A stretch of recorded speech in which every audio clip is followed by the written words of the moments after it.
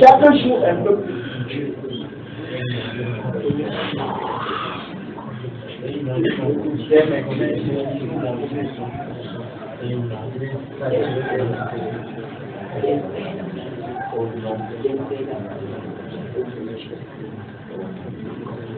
Amen. Amen. Que Dieu vous bénisse. Que Dieu, notre Père, vous bénisse. Veuillez vous saluer les uns les autres. Veuillez vous saluer les uns les autres, les unes les autres. Si tu remarques que tu ne connais pas quelqu'un, tu dis mon frère, ma soeur, quel est ton nom? Si quelqu'un reste sur place, vous pouvez la saluer. Sachez que c'est Chantal Biya.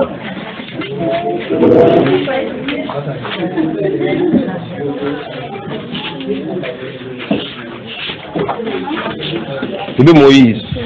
Ça va? Non, d'accord. Ça va mon frère?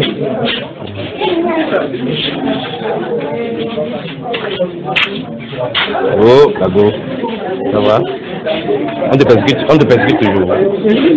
On te persécute. Ça va? Ça va mon cher?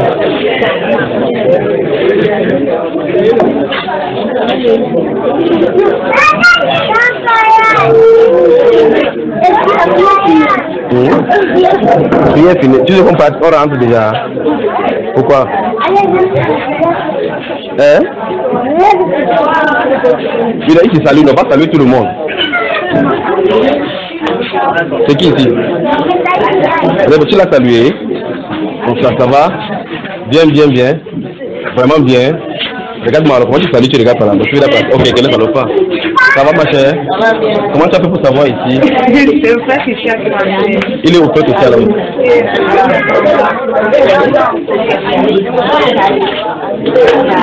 Ça va la fête?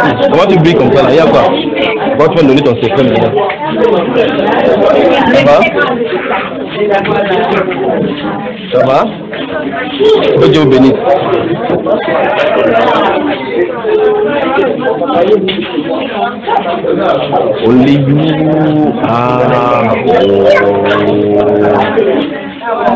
Vérifiez que vous connaissez le nom de quelqu'un parce qu'il avait posé les questions tout à l'heure là.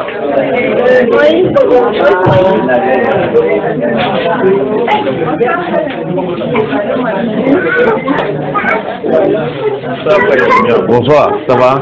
Comment tu t'appelles? Bien. Eh bien Daniel, salut madame. Ça va? Ça va mon frère?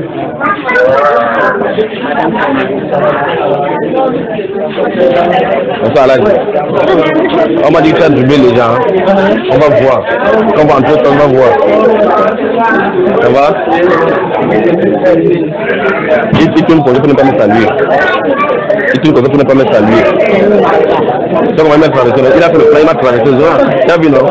Tu as vu? Comment on a salué? Ne c'est pas exagéré, non?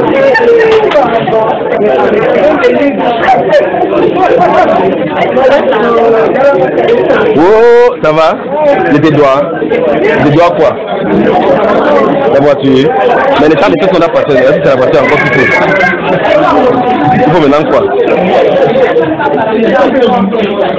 Puisqu'il n'y a plus de fête, il n'y a plus de voitures, on fait comment? Voilà, il fallait que le moteur a bien réfléchi, d'accord?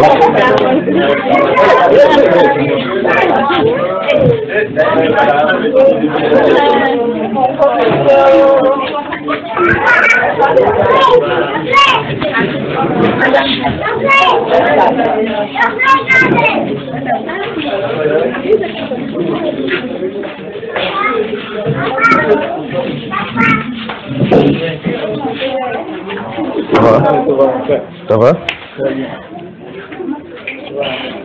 Vous qui avez garé les motos là-bas, merci Frachine, merci. Vous qui avez garé les motos là-bas dehors, surveillez. Et vous risquez de sortir si vous ne voyez pas. Donc je crois que ceux qui sont dehors là, vous surveillez. Vous risquez d'être absolument pas lancé. De toute façon, même si on parle la moto, est-ce qu'on a coupé vos pieds?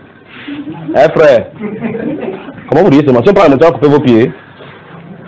Bon, mais de toute façon, bonsoir. Que Dieu vous bénisse. Vérifiez que les téléphones sont fermés pour qu'on travaille. Si vous voulez enregistrer, vous me donnez, il dépose ici. Si vous voulez enregistrer, mettez les téléphones dans les conditions d'enregistrement pour que ça ne sonne pas étant ici.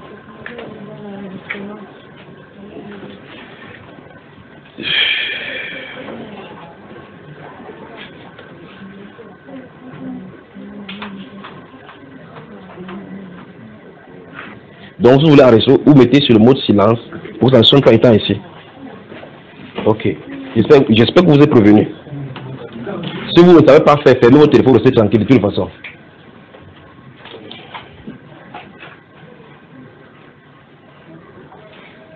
Fermez cela. Fermez.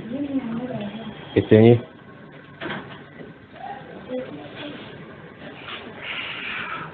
On peut commencer, frère. Bonsoir. Bonsoir. Bonsoir au nom du Seigneur Jésus-Christ de Nazareth. Lève-toi ici. Tu n'es pas bien habillé, donc tu ne dois pas t'asseoir comme ça. Assieds-toi quelque part où tu pourras être bien assise, d'accord?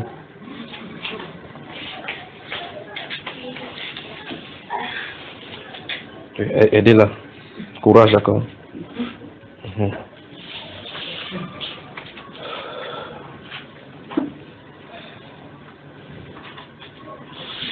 Y a-t-il des questions?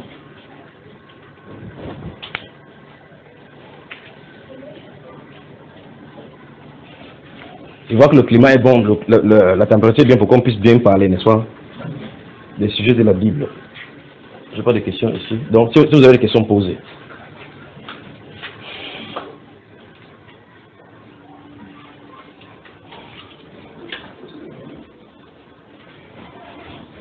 Ouais, en fait, ce n'est pas une question. Je voulais savoir si je peux parler. C'est une parole pour l'église. D'abord la question.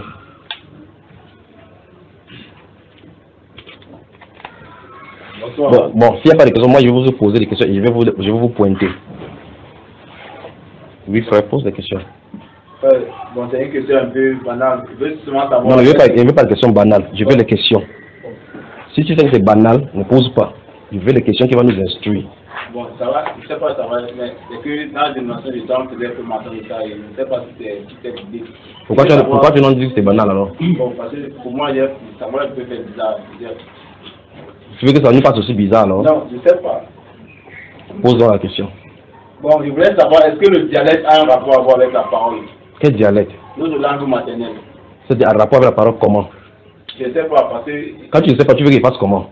Tu veux dire quoi par est-ce que notre dialecte a un rapport avec la parole de Dieu? Ouais, parce que là-bas, il disait que le jour de l'enlèvement, il y aura, le Seigneur va appeler les gens par leur, va appeler les gens dans leur patois. Donc pour leur jour, là, pour ce jour, vous voyez les choses que vous allez ramasser quelque part, vous allez me dire. Donc ça veut dire que le jour là, tu ne comprends pas ta langue.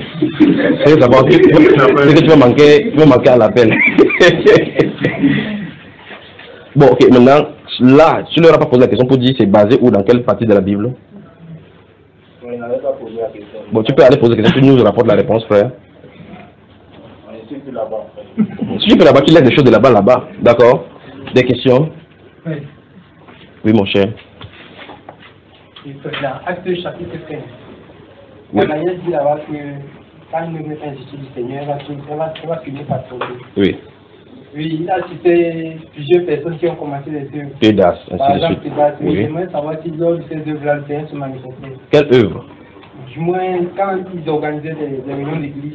Tédas, il ne s'agit pas de l'église. Tédas, c'était un recassin parce que les juifs, des groupes s'étaient levés en Judée pour pouvoir lutter contre les soldats romains. Comme par exemple, vous voyez la résistance dans des pays comme l'Irak, où les gens ou bien en Libye, où les gens se lèvent pour se liguer contre les occupants. On veut que les Américains partent. On veut que les occupants... Donc un groupe se lève. Vous voyez, n'est-ce pas? Ils étaient 400. Il a dit qu'ils étaient plus que 400. On s'est allé pour se former les groupes. Alors, il y avait beaucoup de groupes là-bas. D'autres, on appelait les partis, les zélotes. Alors, ils veulent comme ça aller confronter les Romains pour que le monde quitte leur territoire. Ils disent que cette entreprise n'a pas réussi. Mais les Romains étaient dans la volonté parfaite de Dieu.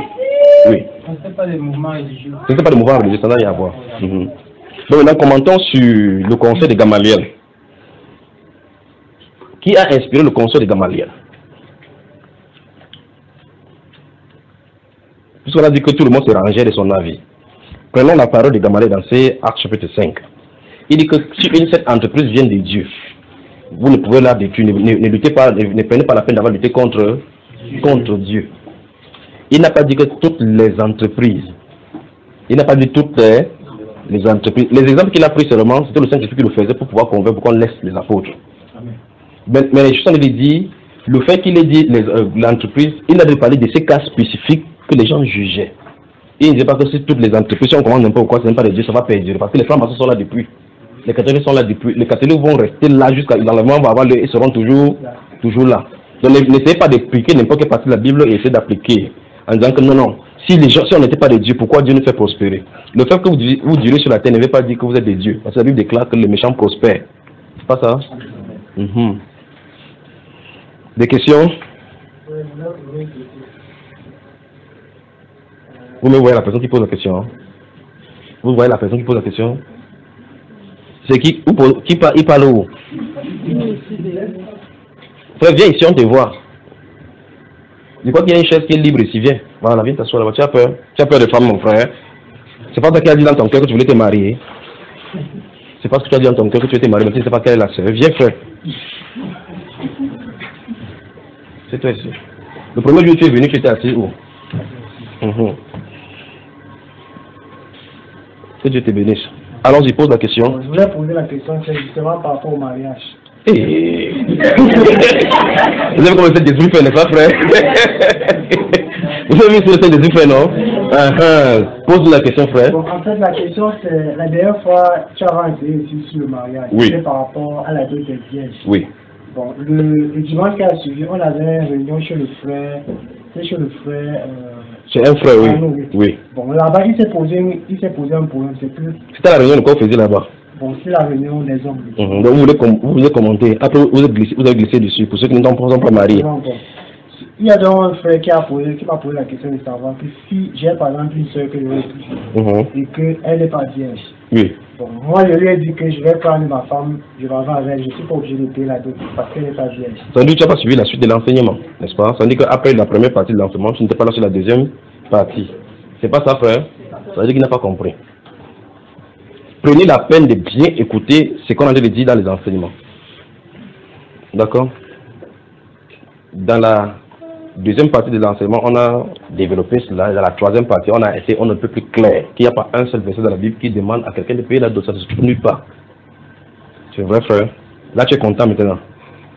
Mais maintenant, tu auras des problèmes avec les beaux-parents. Moi, je suis déjà marié. Non, c'est ce qu'on peut dire. Si vous prenez n'importe quelle news, Ou bien vous voyez ma photo sur internet avec moi. Vous savez, je suis en veste avec les verts. Si on dit n'importe quoi de moi, je m'en fous. J'aime grâce et aime même. Et c'est réglé dans le ciel. Donc maintenant, si vous te mariez, maintenant tu auras des problèmes. Maintenant, si ton beau-parent dit, paye la dot, tu vas faire comment? Non, c'est pour que tu réfléchisses, ne dis pas que tu réponds. Pour que tu réfléchisses. Autre question. Posez-vous votre question. Si vous voulez, je ne sais pas de quoi on va vous... Si vous voulez qu'on parle du mariage, ou bien si le Seigneur veut qu'on parle d'autres sujets. Donc je crois que nous avons les frères qui sont endeuillés dans la salle. Il y a le papa So. Est-ce que tu peux nous lever, tu peux te lever, tu nous donnes le programme du deuil. Vous étiez ici la semaine dernière quand il parlait à sa femme ici. Vous étiez là, n'est-ce pas? C'est quoi la semaine? Mercredi. Qui a un deuil devant, n'est-ce pas? Amen. Que le Seigneur nous bénisse tous. Amen. Le mercredi, justement, le Seigneur nous disait, nous annonçait déjà que nous devions avoir un deuil.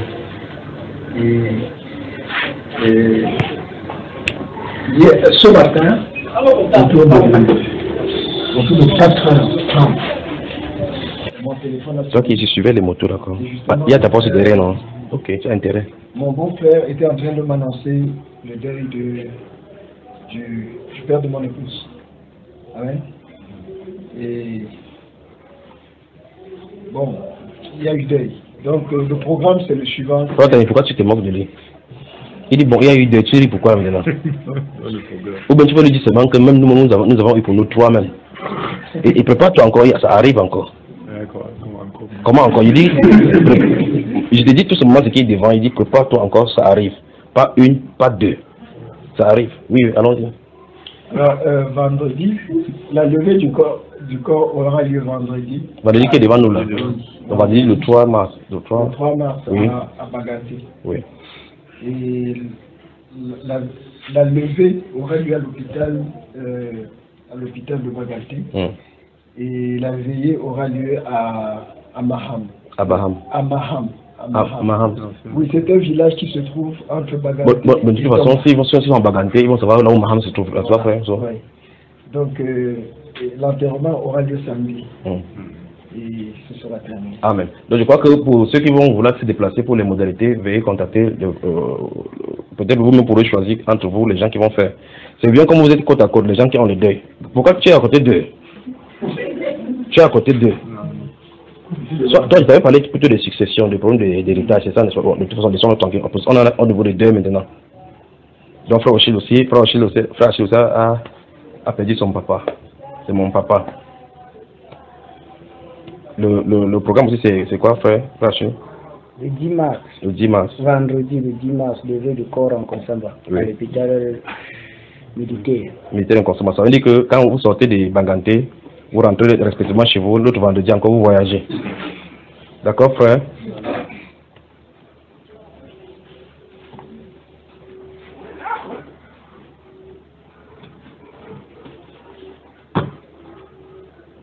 Que Dieu vous bénisse vraiment.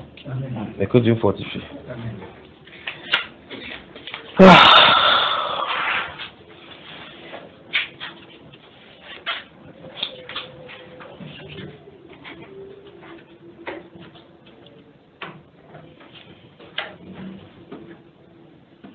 Souvenez-vous que nous sommes sous son regard. Sous son regard, ça veut dire que tout ce que vous avez comme dossier entre vous-même dans vos vies, le Seigneur les connaît tous. D'accord?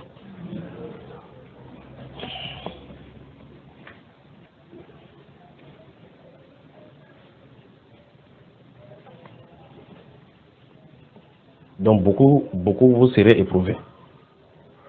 C'est déjà les choses comme ça, on ne peut pas dire. C'est parce que pour elle était proche et elle était, c'est ça qu'elle dit comme ça. Votre elle est un ancien qui est dur. On peut lui donner les messages forts. On regarde, il y a beaucoup de choses qui sont en train d'arriver. Donc préparez-vous. C'est mieux qu'ils disent comme ça dans ces paquets-là. Préparez-vous. Vous avez regardé. Préparez-vous. Chacun va être éprouvé d'une façon ou d'une autre.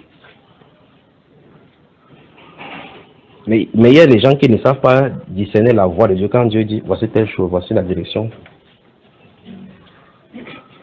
à prendre.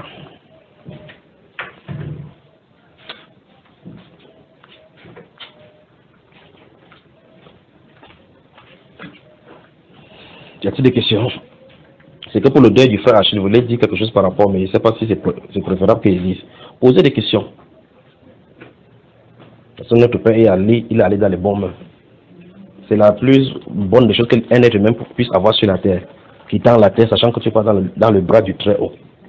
C'est la plus merveilleuse des choses que de savoir cela.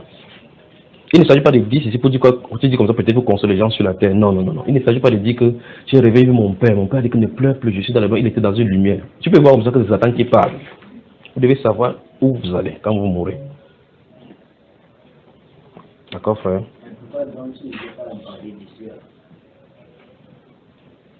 Pourquoi tu veux entendre les choses?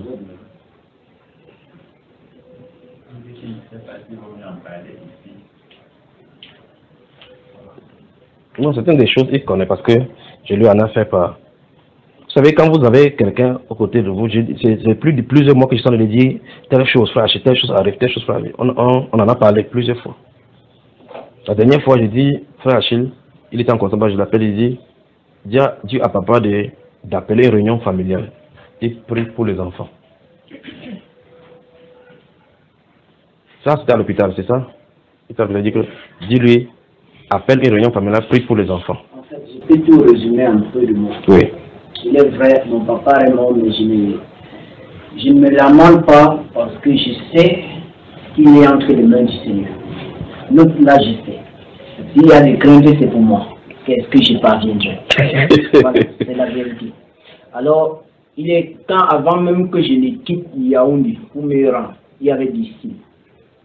Il y avait des signes qui disaient que quelque chose d'anormal va se produire. Donc quand j'y allais, je savais seulement. Quand je suis arrivé, j'ai observé. Bon, avec les yeux, il n'y avait rien de mauvais parce que vraiment, il était malade. Et j'ai rendu ce témoignage ici parce qu'il a retrouvé la santé. Et donc, bien. Tout ce qui restait, c'était la blessure qu'il avait et qu'il fallait que ça se cicatrise et que je rentre. C'est tout. Mais jusqu'à ce que mercredi, non, ça c'est dimanche qu'il a commencé une crise de tout. Il a commencé à tousser un peu. Bon, pour nous, c'était la blague, c'était passager. C'est mercredi, donc matin, qu'il a commencé cette crise de respiration avec force. Je dis, mais ça c'est quoi? Et je ne craignais pas, parce que, en fait, j'avais confiance au Seigneur, j'ai confiance au Seigneur. Donc, durant toute la journée, c'était les 11 heures. Après, j'ai cru que peut-être il avait l'anémie, il n'y avait pas suffisamment de sang. Et j'ai fait ce qu'il fallait pour le sang, je lui ai donné. Après, il s'est couché, il s'est endormi tranquillement. C'est les visiteurs qui se réveillent. Et puis on était en train de poser. J'étais en train de lui poser des questions, mais il ne répondait pas, il faisait juste le mouvement. Jusqu'à ce qu'il a encore repris à respirer. Et quand il respirait, j'étais en... Comment était l'atmosphère de la maison? Bon...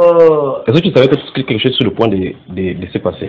Je savais, en fait... Mais tu essaies de refuser sur le plan physique? Oui, parce que normalement, quand je le regardais, en fait, j'avais un désir que mon père ait au moins 100 ans. Voilà. C'est ce que j'avais dans le cœur. Donc, je suppliais le Seigneur qui lui l'accorde au moins 100 ans. Mais maintenant, je savais que je n'aime pas les décisions. Donc, tout montrait qu'à tout moment, il va partir. Il va quitter. Et maintenant, ce qui me dérangeait, c'était comment la chose allait se produire. Quand la voix est sortie, dis-lui d'appeler la réunion. Est-ce qu'il avait refusé? Ce jour-là même, on était, avant que tu n'appelles même, c'est de ça qu'on parlait. Parce que je l'ai interrogé en disant, mais papa, voici que tu es couché là, tu es bien important, mais avec les hommes âgés à tout moment, on parlait de ça. J'ai dit, mais normalement, c'est dans cette position-ci, il fallait que tu essayes de regarder tout ce qui est comme banalité, il faut arranger. Après quelques minutes que tu as fini pour dire comment va papa, je t'ai expliqué, tu as dit, bon, voici, dire d'appeler la famille. Et quand j'ai dit, il a obéi. Il a seulement dit que oui, à peine. Et quand j'ai appelé les aînés, ils ont refusé. Et les gens dans la famille ont dit que non, il faut qu'ils se rétablissent. Oui. Et la chose merveilleuse, c'est qu'il a dit que le 15 janvier, il devait être là. Oui. De toutes les façons. Ils ne sont pas venus le 15 février, il est mort. Il est mort. Donc maintenant, une grande malédiction se trouve dans la famille. Oui, je le sais. Ça ne se cache pas. Ça ne se cache pas. Il suffit seulement que les gens viennent à la réunion. Il dit, mes fils, pour tous les mal que vous m'avez fait, je vous pardonne. Il met la main sur eux. Et quand ils rentrent, leur voix s'ouvre.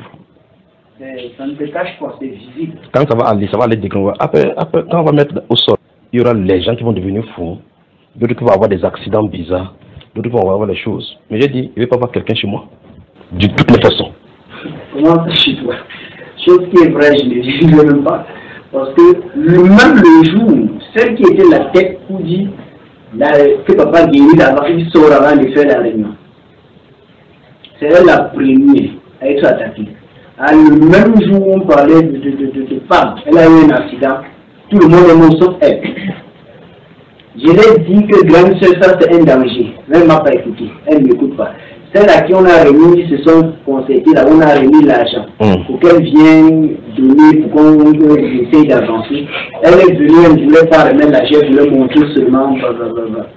Et puis, comme le père a fermé, elle était la première, elle est venue folle. Donc, avant qu'on était là, c'est à cause même d'elle qu'on a prolongé ces jours des obsèques parce qu'on devrait en guérir. Et ça, ce n'est pas seulement pour la première génération, ni pour la deuxième, mais jusqu'à la quatrième, que ça va circuler comme ça. Donc quelqu'un sort là-bas, il hérite. Il sort là-bas, il hérite. Et jusqu'à là, ça se suit, ça se suit. Oh, j'ai fait la vidéo quand j'étais à l'hôpital avec papa. Il a dit que j'ai des choses sur mon cœur qui ne me plaisent pas, vis-à-vis de mes enfants. Et je veux qu'ils viennent, on met tout au propre. Je n'ai que deux paroles à leur dire. Je les ai bien expliquées, mais ils m'ont dit que ce n'est pas le père qui décide. Même voilà sa mort, ils m'ont dit qu'on doit l'ensevelir en Konsamba, et ils nous disent qu'il doit aller au village. Donc, souvenez-vous de ceci, si vous voulez aller à l'enterrement, ne mettez pas le pied là où il y aura l'enterrement. Non, non, non. Mettez le pied là où il y aura le lever de corps, n'allez pas là où il y aura l'enterrement. Tout pour nous s'arrête en Konsamba. Voilà. Et la personne qui voudrait avancer avant. Si vous voulez qu'on parle, on parle de la mort un peu ce soir. Hein, frère, on parle pas de la mort. Non, pas du tout. Qui voudrait qu'on parle de la mort?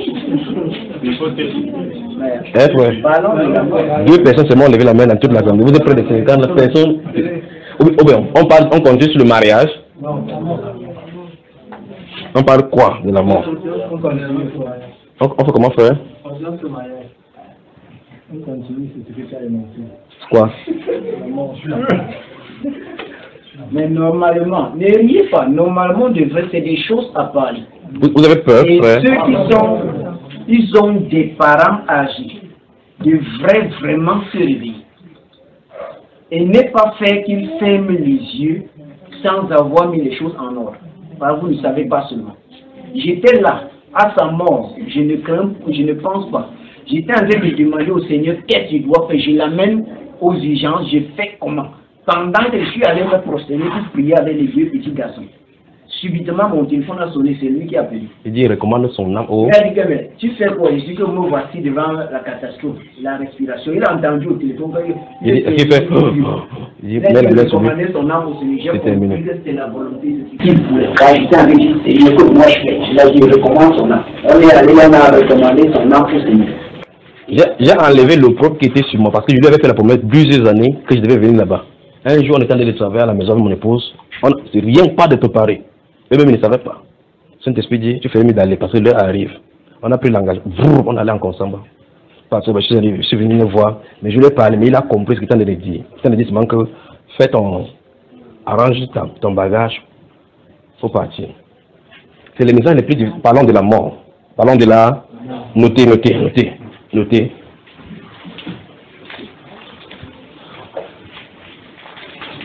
Prenez le stylo, je vais donner des versions, on va lire plus maintenant. On va parler de la mort. Pas n'importe quel style de mort. Là, vraiment, quand tu meurs bien.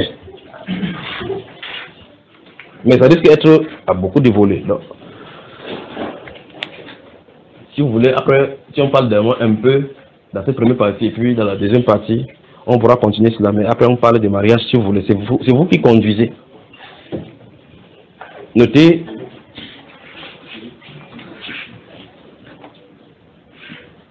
Vous êtes prêts à noter? Notez Juge chapitre 2. Notez, je vais vous donner, on va commencer quelque part. Vous avez noté Juge chapitre 2. Notez Ecclésiaste, quand c'est plein, vous ferez mieux que je m'en débarrasse rapidement jusqu'à ce que, quand mon cœur est léger, là, maintenant, il peut prendre un verset pour qu'on commence là-bas. Juge chapitre 2, je peux vous donner le verset directement. Notez Ecclésiaste chapitre 9. Ecclésiaste chapitre 9.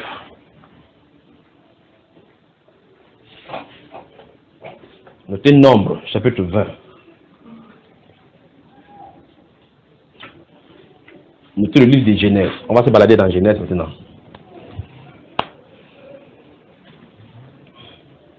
Notez 1 Thessaloniciens chapitre 5. 1 Thessaloniciens chapitre 5.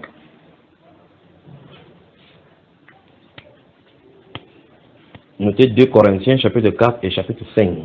Nous allons parler de la mort. Vous y êtes. 2 Corinthiens chapitre 4, chapitre 5. Notez 1 Corinthiens chapitre 15. Quand je vous donne le chapitre, je viendrai vous donner le verset concernant.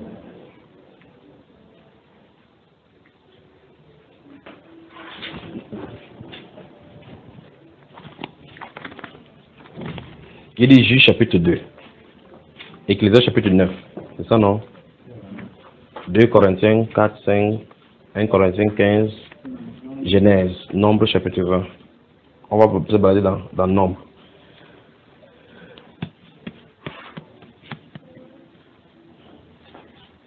Notez Apocalypse chapitre 21. Non, prenez le chapitre 20.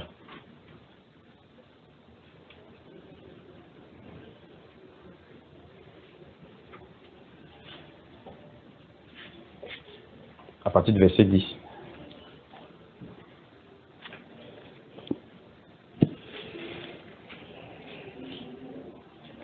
C'est quoi la mort?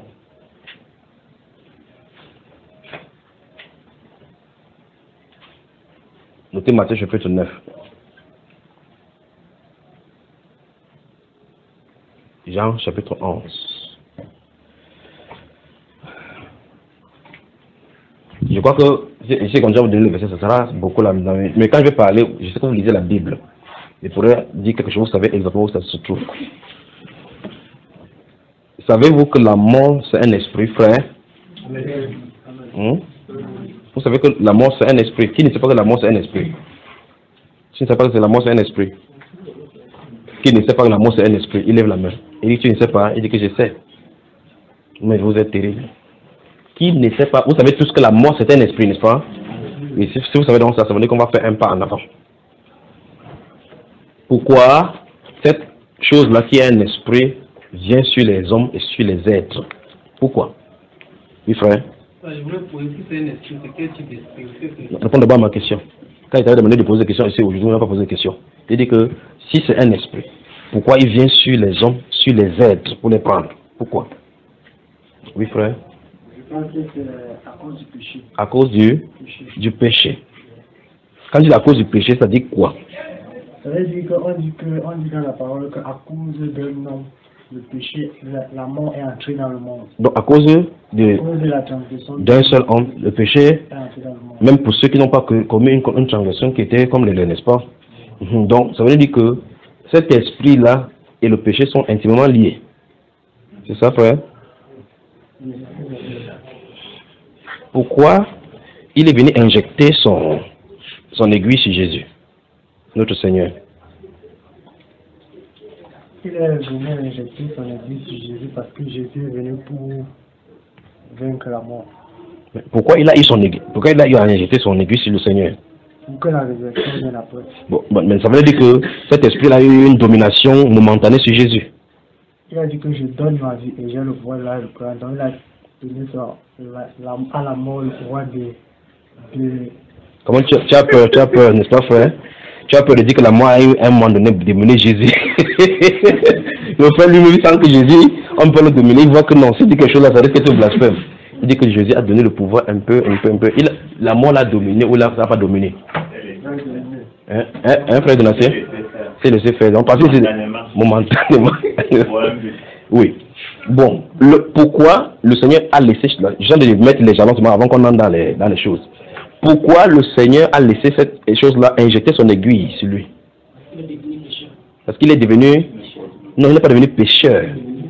Il est devenu... Faites attention. Vous ne dites pas bien, vous allez blasphémer. Il n'est pas devenu pécheur.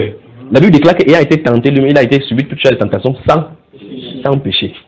Mais il est devenu Péché pour nous. Donc, littéralement, il était le péché. C'est ça, non, frère? Étant devenu péché pour que nous soyons quoi? Justice de Dieu. C'est ça le problème de la substitution à la croix. La culpabilité de celui-ci. Vous savez, quand sous la loi, quand on amenait l'agneau, quelque part, l'agneau n'avait rien fait comme péché que nous avions fait. Je parle sous la loi. On amenait, le souverain sacerdoce mettait la main là-dessus sur la tête et on égorgeait. L'agneau qui était innocent, son innocence était transférée. La personne qui était coupable, l'agneau prenait sa place et mourait à sa place. Vous savez, n'est-ce pas? C'est-à-dire la personne parle là-bas, lorsque l'agneau a expié, l'innocence, la vie innocente de l'agneau est imputée à celui qui avait commis la faute. Ce qui fait que quand il se tourne, il marche là, la faute avec laquelle il est venu ne lui est plus imputée. Parce que quelqu'un est mort à sa place. Il dit, c'est ce qui est dit dans la loi. Vous suivez, frère? Ok, maintenant. Lorsque le péché, on dit le salaire du péché c'est? Le salaire du péché c'est? Donc le salaire, si tu pêches, on va te rétribuer avec quoi? La mort. Écoutez très attentivement. Écoutez très attentivement. Christ est-il mort? Hein, frère? Pourquoi? Pour le péché. Bon. Maintenant, ça veut dire qu'il a payé le prix de notre péché. Ça, par conséquent, nous ne devons plus payer pour la même chose. C'est ça, frère? La question c'est, les chrétiens meurent-ils?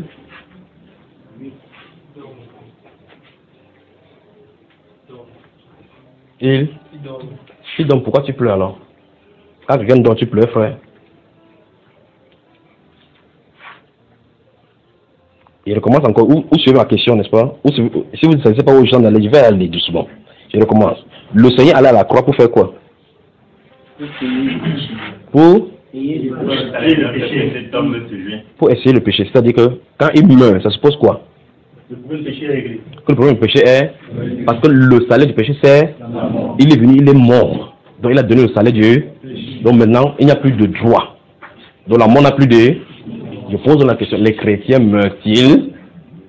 Les chrétiens sont séparés. J'ai dit oui, parce que le chrétien meurt du corps. Non, les mondains meurent? Oui. Comment? Le mort est différent de celui des chrétiens. Les mondains meurent? Ou bien, laissons tranquille. Les lions meurent? Oui. La peau que vous tuez en versant d'examen meurt? Oui. Pourquoi?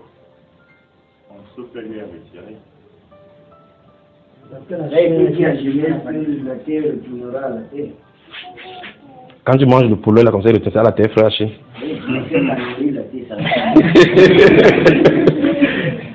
Oui, toi, tu disais quoi, frère?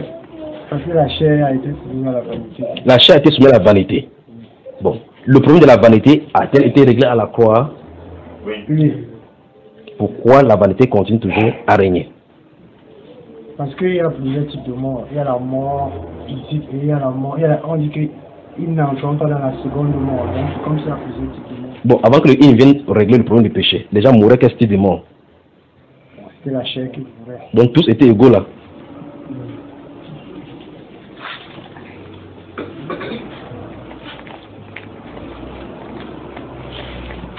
Je ne sais pas si vous comprenez. Normalement, s'il y a une fuite d'eau quelque part, vous fermez le robinet, la source, ça ne doit plus couler. Vous dites que voici l'injonction, voici la loi de Dieu. Si on pêche, on doit... Parce que quelqu'un doit payer pour ce qu'il a fait comme péché. Christ a payé pour les péchés de tout ce qui lui appartient, oui ou non? La question c'est, pourquoi on continue à mourir? Je suis en train de poser la question pour vous préparer, pour qu'on entre dans la Bible. Oui, frère? Parce que le but de la manifestation de la mort de Christ est encore à venir. Oui. Et c'est pour cela que nous y croyons par la foi. Oui.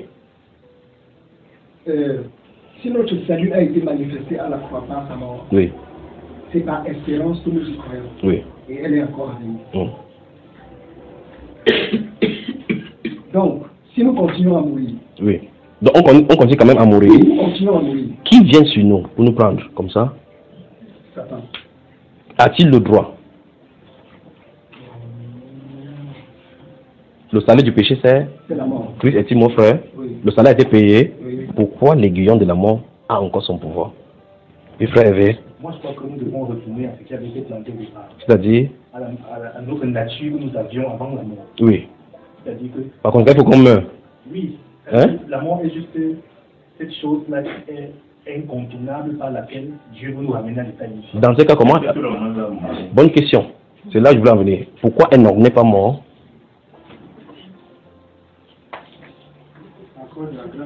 À cause de la... Tu es sous la grâce, frère. Oui. Tu ne dois plus mourir. Ça dépend. Ça dépend comment encore maintenant. Puisque tu as dit que c'est à cause de la grâce. Pourquoi Enoch, lui, il n'est pas mort alors que Christ Jésus n'était même pas venu à la croix? On dit qu'il fut enlevé, non? Parce qu'il marchait avec Dieu, non? Non. Oui, frère. Nous sommes sur la mort. Je suis encore à l'introduction. Oui. Je crois mort, c'est autrement. J'ai saisi ça autrement. Et je vois il y a mourir et périr. Nous sommes sur la mort, ce qu'on appelle mort. La mort, c'est la voie par laquelle l'homme qui est entré dans le corps doit être retiré. Donc ça veut dire que tout se passe par là. Oui. Dans ce cas, comment elle aura fait pour sortir du corps? Je dirais que Enoch, sa vie était une vie. Bon, tu veux dire Enoch, c'est un style des anges, frère? Non, Enoch, sa vie était une vie indicative. Ça indiquait non, oui, le fait que ça indique quelque chose. Il n'est pas mort, non? Oui. Était-il un homme? Mais c'est ce que l'apôtre Paul nous a dit, que nous ne mourrons pas tous. Ça, c'est pour le futur. J'arrive là, c'est par rapport à ce verset-là. Je recommence encore. Ou bien laissons Enoch, parce qu'Enoch nous dérange. Élie, le prophète, est-il mort? Non. Comment il est parti? Il a été enlevé. Avec son corps. Oui. La chair et le sang ne peuvent.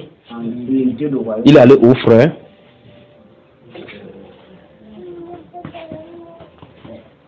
Oui. Vous avez dit? Oui, frère. Je crois que la mort est cet esprit-là qui agit dans les limites que Dieu lui a assignées. Donc, ça veut dire que c'est Dieu ici qui n'a limite pas quelque part. Le bananier meurt, frère. Le bananier. Les arbres meurent. Pourquoi?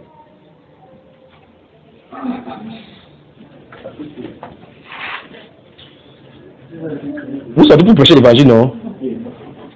Vous allez prêcher. On parle où là? C'est pas où? J'ai touché mes frères ce soir. Genèse chapitre 3, oui. Genèse chapitre 2. Oui. L'homme était le chef qui gouvernait sur la terre. Ça c'est clair.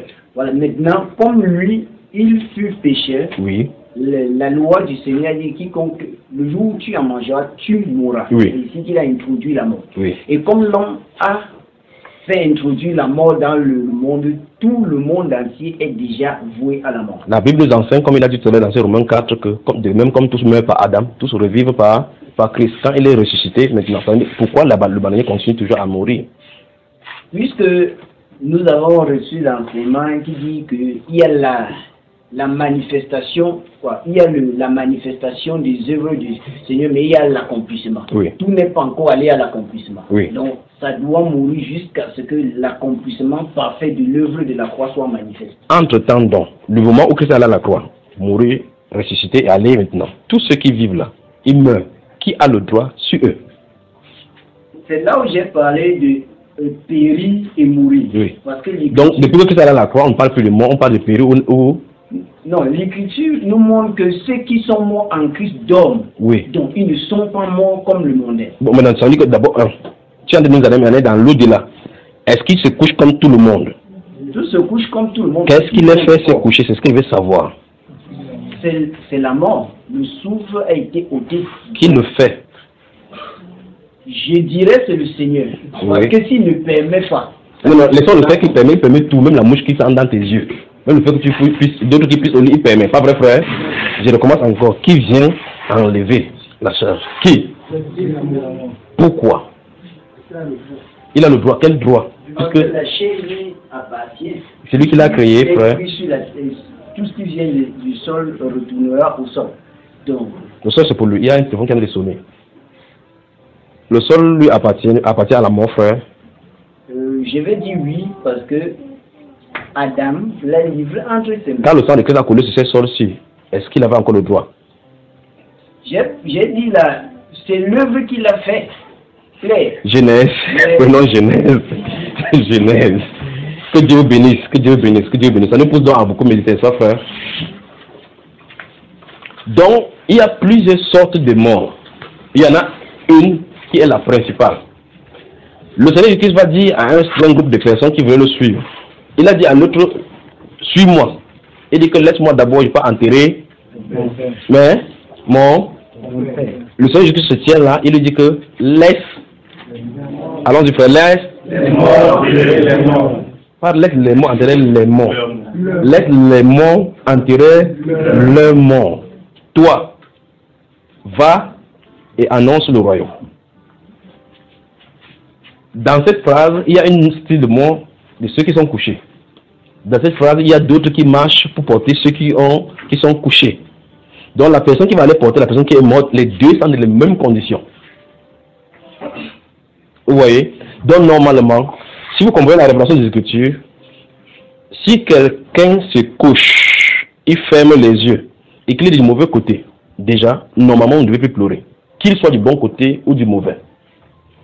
Je vais vous expliquer. Je veux que vous gardez bien ça à l'esprit. C'est du vivant de la personne que vous pouvez pleurer pour son âme. Parce qu'il est du mauvais côté, il n'a pas de mauvaises décisions. Écoutez très attentivement. Vous vous souvenez de l'histoire de David. Quand il avait couché avec la femme d'Uri. Et que l'enfant avait été décrété comme il va mourir.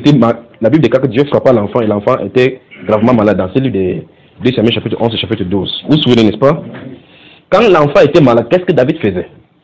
Il priait. Et quand l'enfant est mort, il a fait quoi? Il s'est levé maintenant, s'est lavé maintenant. On a dit, donnez-moi à manger. Parce que c'était... Maintenant, dans ce siècle-ci, les gens ne comprennent pas. Plutôt, quand il dit qu'il ira vers l'enfant, mais l'enfant ne vient pas vers lui. Écoutez très attentivement, je vais encore expliquer l'histoire de David et puis transporter à notre époque pour que vous voyez qu'on nous fait plutôt le contraire. L'enfant est malade, il cherche de toutes ses manières pour empêcher l'enfant d'aller dans un lieu bien précis. C'est ça? L'enfant meurt et quitte pas là-bas, il sait que c'est terminé. Il peut maintenant faire quelque chose. Aujourd'hui, quand quelqu'un est malade, vous appelez quelqu'un que je suis malade, j'ai besoin de 5 000, on ne vous donne pas. On dit vas-y. Quand tu meurs, on achète des bons cercueils. On organise des deuils, on loue les tentes. Pourtant, l'argent de la tente était suffisant pour t'acheter un médicament qui pourrait te restaurer. Vous voyez que les êtres humains sont comment? On est tellement égoïstes. C'est-à-dire que l'argent, parce que chacun va venir se présenter au deuil. Après quand on donne le bien à pression, on dit que mince, le gars s'est pleuré son père. Le deuil là était un bon deuil. On te dit quel genre de deuil? J'ai même pas bu là-bas. Les bons deuils, je bois souvent 12. Voilà les bons deuils. Quelque chose ne va pas chez les êtres humains parce qu'ils ne comprennent pas. Je recommence encore. Lorsque quelqu'un vit, on peut encore intercéder pour lui. Lorsqu'il meurt, c'est terminé, n'est-ce pas? Ça veut dire que tu pries, que tu pleures, que tu fais quoi, ça ne change plus sa condition. La condition a été changée quand il est vivant. C'est ça? Alors la Bible déclare donc que les vivants savent en effet qu'ils mourront. Les morts ne savent rien. C'est ce qu'il dit dans Ecclésiaste chapitre 9, verset 5 et 6. C'est ça, frère? Maintenant, quand la Bible déclare que les vivants en effet savent qu'ils mourront, dans Ecclésiaste chapitre 7, si vous regardez très bien dans votre verset 1 jusqu'au verset 4, je crois que vous êtes de l'Ecclésiaste chapitre 9 aujourd'hui. Je viens de citer le verset. Notez maintenant le verset 12 de l'Ecclésiaste chapitre 9. Notez, on va lire dans Genèse tout à l'heure. Vous y êtes? Dans l'Ecclésiaste chapitre 7, si vous lisez les 4 premiers versets, la Bible déclare que le cœur des sages est dans la maison du deuil. Le cœur des sages est dans la maison du deuil. Pourquoi? La Bible répond, parce que les vivants, celui qui est vivant, prennent garde, en allant dans la maison du deuil, ils prennent ces choses à cœur. C'est-à-dire que quoi, la personne qui est couchée te prêche en disant, bientôt voici ta condition. La question c'est, quand il va se coucher, est-ce qu'il sera? Maintenant, les êtres humains ont développé toutes sortes de théories pour se convaincre qu'il y a des groupes qui disent que, je crois que c'est là où les témoins de Jéhovah sont, hein. D'autres groupes disent que l'âme est immortelle. Comme on a vu ça ici. Que l'âme est immortelle. D'autres groupes disent, comme les témoins de Jéhovah, disent que l'âme c'est encore l'homme.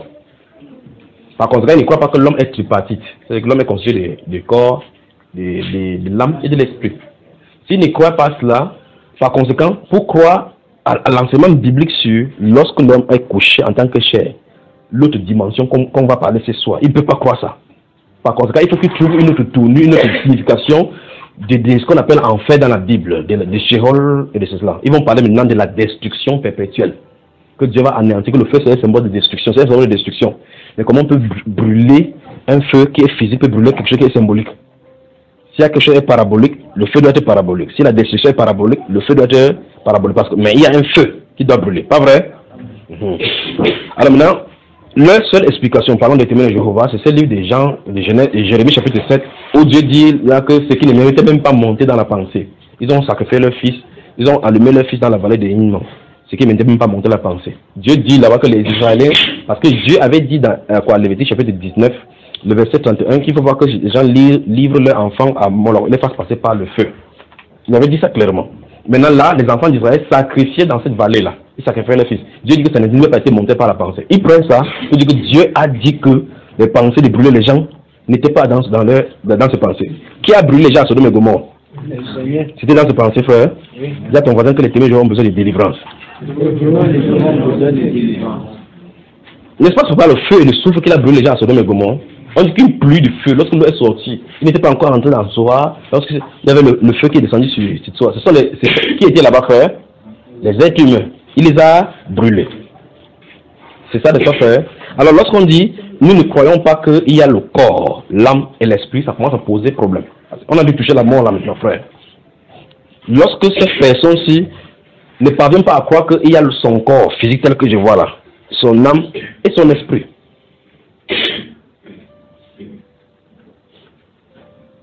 Alors, il aura un problème avec la Bible. Il va rencontrer la Bible quelque part.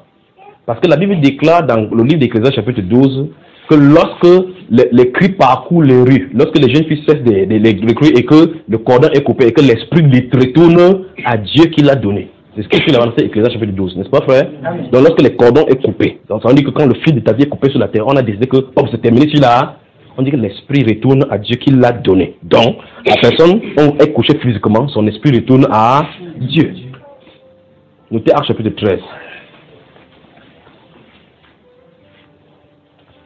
Dans cet Actes chapitre 13, le verset 36 particulièrement nous intéresse. Dans Actes chapitre 13, l'apôtre Paul explique, parlant du prophète David. Puis au verset 36, je veux que vous m'ouvrez ce verset-là, écoutez, pendant qu'on y avance. Actes chapitre 13. Vous voyez, quand vous êtes comme ça, c'est bien de prêcher au milieu de vous. Il peut prêcher là jusqu'au matin parce que l'atmosphère est bonne. Les cœurs sont préparés pour recevoir vraiment. Que Dieu vraiment vous bénisse.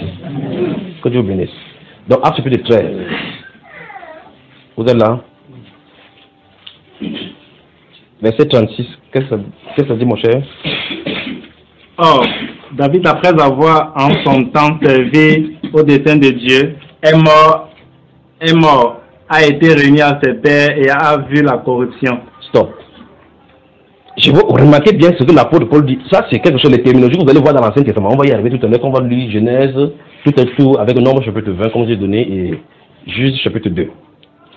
Il a expliqué ici du fait, pour parler de la résurrection du Seigneur Jésus-Christ. En fait, les gens lisaient la Bible, ils entendaient comment David parlait dans la Bible. Il dit que tu ne permettras pas que ton bien-aimé voie la corruption. Or, la corruption, quand on vous met dans la tombe, la corruption, c'est lorsque vous dépassez 3 jours. Quand vous dépassez 3 jours, votre corps atteint la corruption, c'est-à-dire que la pourriture. Votre corps commence à pourrir, le nez, ça fesse, ça tombe.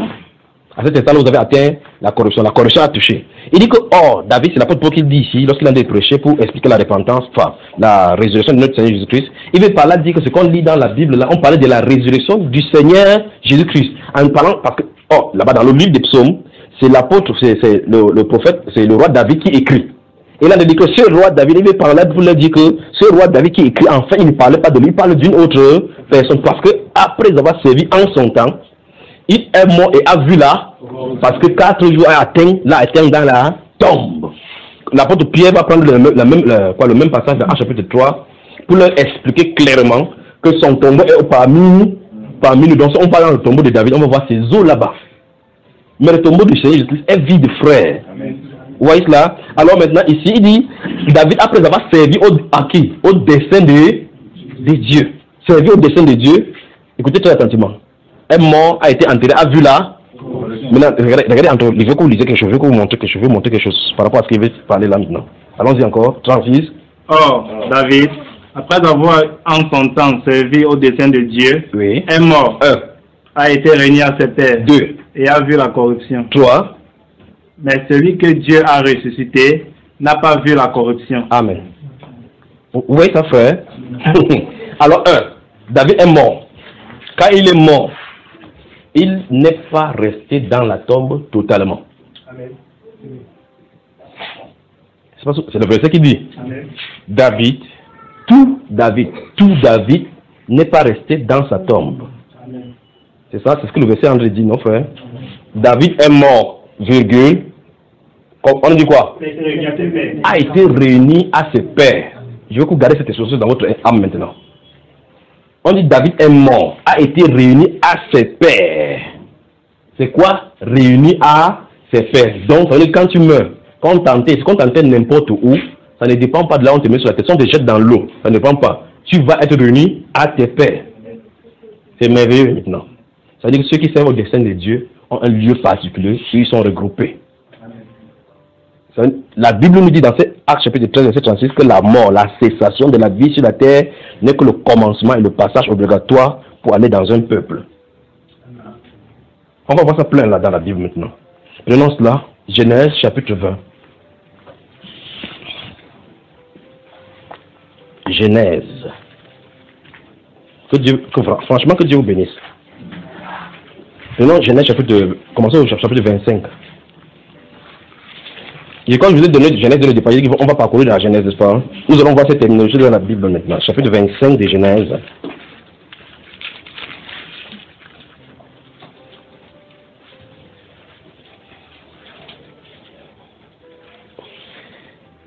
On avance. Genèse chapitre 25. Regardez, je vais lire le verset 8 seulement. Regardez. Abraham expira. Et quoi, frère? Mourut. Après une heureuse vieillesse, âgé et rassasié des jours. Et il fut.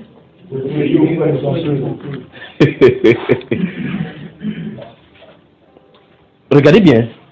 On parle le langage humain. C'est ce que nous considérons sur la terre. Il dit que Abraham expira et il mourut. Âgé et rassasié des jours. Lorsqu'il est mort comme ça, on dit qu'il fut quoi? J'aimerais que vous m'expliquiez le peuple d'Abraham. C'est où?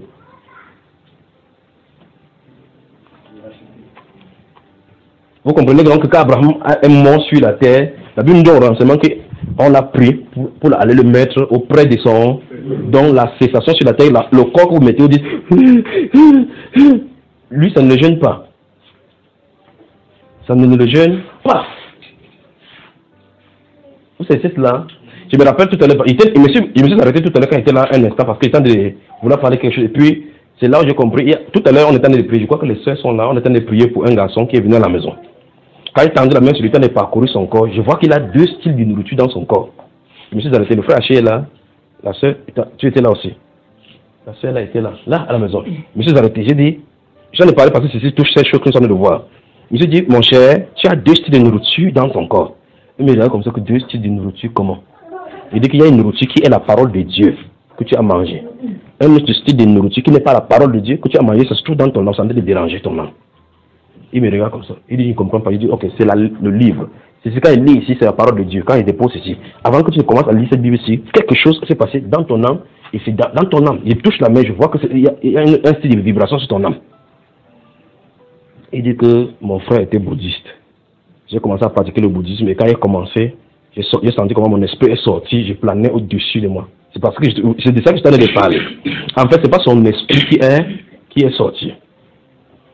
C'est pas son esprit, c'est pas l'esprit au sens du souffle qui est sorti. C'est un corps, son corps spirituel qui est sorti. C'est ça qu'il voulait expliquer tout à l'heure. Il dit, c'est quoi cette histoire? C'est tout à l'heure avant que nous venions ici. On va voir quelqu'un qui va pratiquer, il pratique comme ça, il dit, moi j'arrête.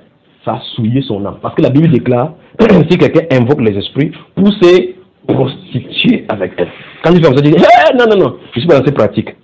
Ça fait longtemps qu'il a pratiqué cela. Maintenant, il est devenu chrétien, il dit que non, je lis maintenant la Bible. Il croit que c'est terminé. Miséricorde des miséricordes, je vous le dis. Alors, lorsque quelqu'un ne croit pas en disant que le corps, si, n'est pas tripartite, c'est-à-dire que ce n'est pas le corps physique, il y a l'âme, il y a l'esprit, comme la Bible déclare dans 1 Thessaloniciens chapitre 5, cette personne-ci aura des problèmes. Parce que voici Abraham qui est mort. Abraham était physique comme nous. On dit qu'il est mort, il fut recueilli auprès de ses pères. Acte chapitre 13 dit que David, après avoir servi au dessein de Dieu, en son temps, est mort, a vu la corruption. Donc on a entendu quelque part, il a vraiment pourri. Puis on dit que fut recueilli après auprès de ses pères. Ça ne veut pas dire qu'on les a réunis dans un tombeau, les enterrés là-bas. N'est-ce pas, frère? Donc ça veut dire que la Bible, le langage biblique dit que la mort, quand on enterre quelqu'un dans une tombe, dans une grotte, n'importe où, ce n'est pas la fin, dit la Bible. Alors les gens ont institué toujours des théories que non, tu as vu qui partit et rentré. Notez Luc chapitre 16. Notez Luc chapitre 16, verset 19 à 31. Si on a le temps, on va y revenir. Luc le chapitre 16, verset 19 à 31.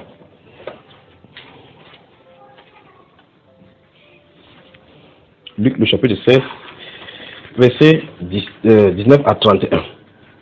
Alors dans Genèse chapitre 35, Genèse chapitre 35. Fallait mieux suivre votre moto là-bas dehors. Si vous attirez la convoitise, il y a des gens qui sont de faire le coup là-bas dehors maintenant. Genèse chapitre 35. Prenons le verset 27 à 28. On va avancer tout simplement. Lorsque ça sera fait, on va aller dans le Nouveau Testament. Regardez, le 35, n'est-ce pas? Notez également Deutéronome chapitre 32, le verset 50. C'est plein dans la Bible. Vous avez noté Deutéronome chapitre 32, verset 50. Deutéronome chapitre 32, verset 50. Maintenant, chapitre 35 de Genèse, verset 27, 28 et 29. Allons-y. Regardez. Jacob arriva auprès d'Isaac, son père, à Mamré, à Kirjath-Arba. Tout le monde est là avec moi, qui est Hébron, où avaient séjourné Abraham et Isaac. Les jours d'Isaac furent de 180 ans. Et il expira et mourut. C'est ça? Et il fut recueilli auprès de son peuple, âgé et rassasié des jours. Et Ésaü et Jacob, ses fils, l'enterrèrent. Je ne sais pas si vous comprenez. Donc le verset-ci est un peu plus clair pour qu'on ne confonde pas recueilli auprès de son peuple avec l'enterrement qu'on fait ici. On dit que c'est quand on l'a recueilli auprès de son peuple avant qu'on l'a enterré, frère. On dit qu'on l'a recueilli auprès de son peuple avant qu'on ne l'enterre. Même chose pour le cas de Jacob. Même Jacob lui-même, c'est la même chose. Allons-y, Genèse toujours. Prenons le chapitre. C'est terrible. Vous y êtes? Prenons le chapitre 50.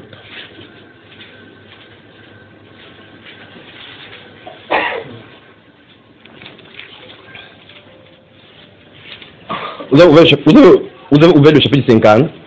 Rentrons au chapitre 49. On prend les derniers versets. On finit avant de tomber, avant de continuer dans le 50. Chapitre 49 de Genèse. Que Dieu vous dise. Tout le monde dit à quelqu'un, n'aie point peur de la mort. Parce qu'en effet, notre Bible dit que notre Seigneur, notre Rédempteur, celui qui est ressuscité de mort, tient les clés de la mort et du séjour des morts. Vous savez maintenant qui a l'autorité maintenant, n'est-ce pas?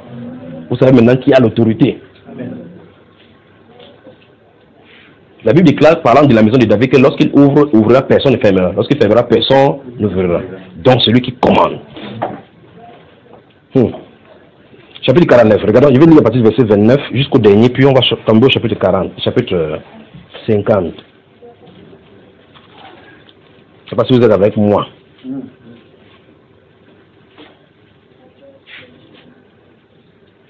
Notez aussi le chapitre 47, verset 29. On ne va pas tout lire. Je vais seulement lire 2, 3, 4, 5, et puis on va avancer.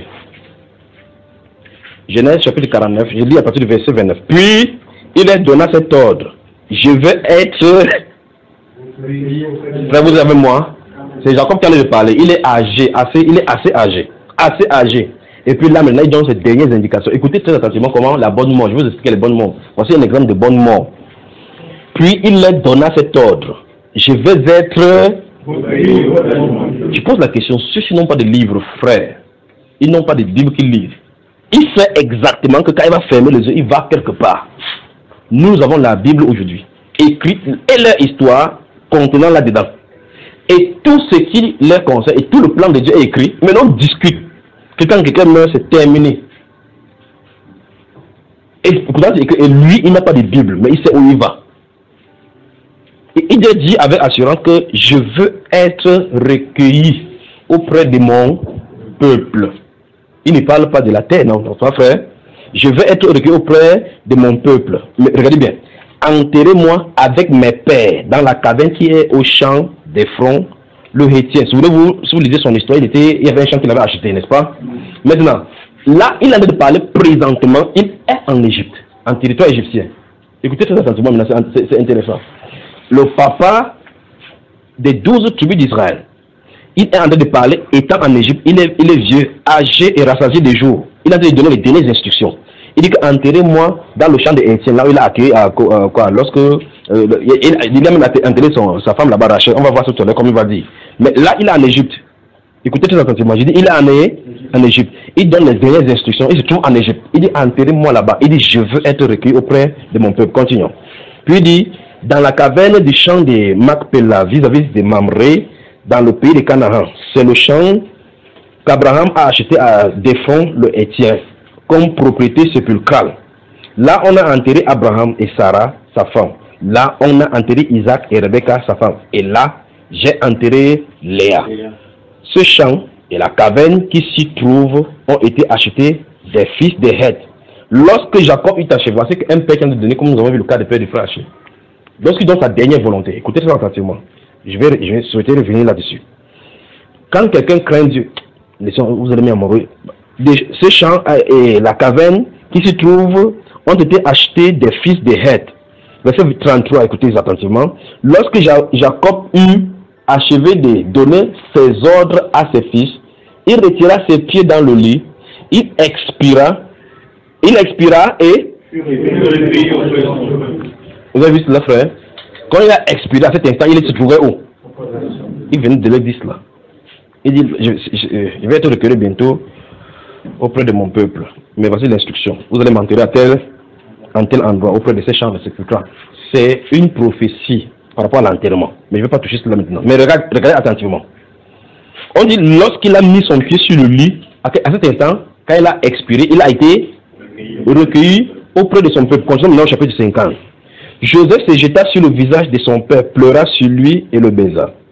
Il ordonna au médecin à son service d'embaumer son père, et le médecin embaumait Israël. 40 jours s'écoulaient ainsi et furent employés à l'embaumer. Et les Égyptiens le pleuraient 60 jours. J'aime ça. Ça montre vraiment que vos yeux sont dans la Bible. J'ai dit 70 jours, les gars, vous dites 70 jours. Que Dieu vous bénisse vraiment, frère. Quand les jours du deuil furent passés, Joseph s'adressa aux gens de la maison de Pharaon et leur dit, si j'ai trouvé grâce à vos yeux, rapportez quoi?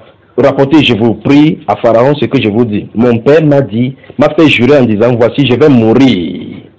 Tu m'enterreras dans le sépulcre que je me suis acheté au pays de Canaan. Je voudrais donc y monter pour enterrer mon père et je reviendrai. Pharaon répondit, monte et enterre ton père comme il te l'a fait jurer.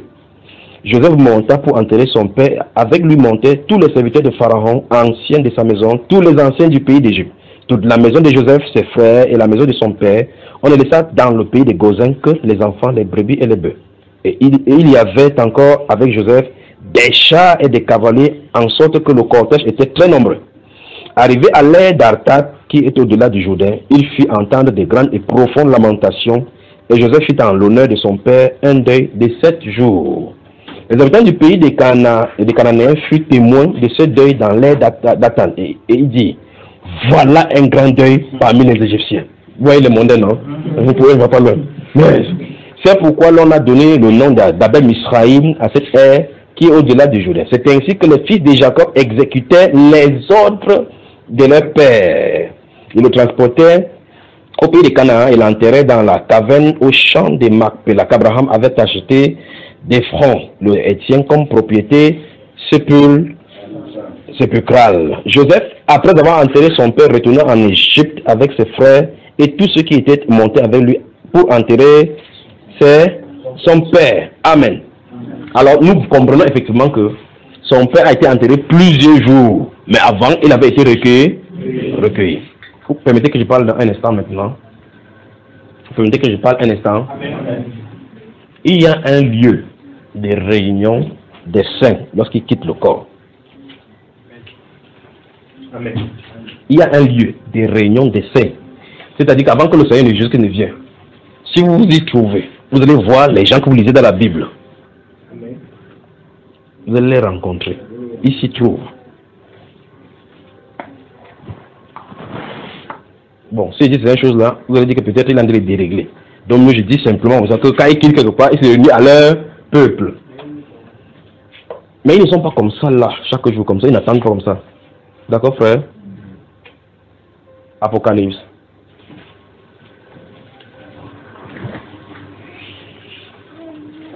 Apocalypse du chapitre 6.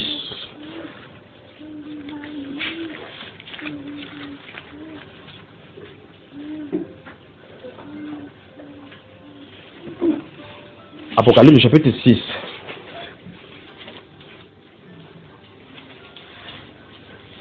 Ah mon Dieu. Donc, préparez, ouvrez Deutéronome 32 dont j'ai parlé tout à l'heure. Donc, en question, on y va. Dès que vous allez finir de parler, je vais. On finit de lire ces passages-là.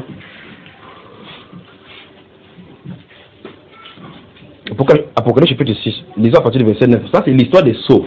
Lorsqu'on a ouvert les sceaux de la Bible. Regardons, examinons le 5e sceau. Le verset 9 de Apocalypse chapitre 6 parle du 5e sceau. Vous y êtes? Quand il ouvrit le 5e sceau, je vis sous l'autel. Quand il ouvrit le 5e sceau, je vis sous l'autel. Il a vu quoi, frère?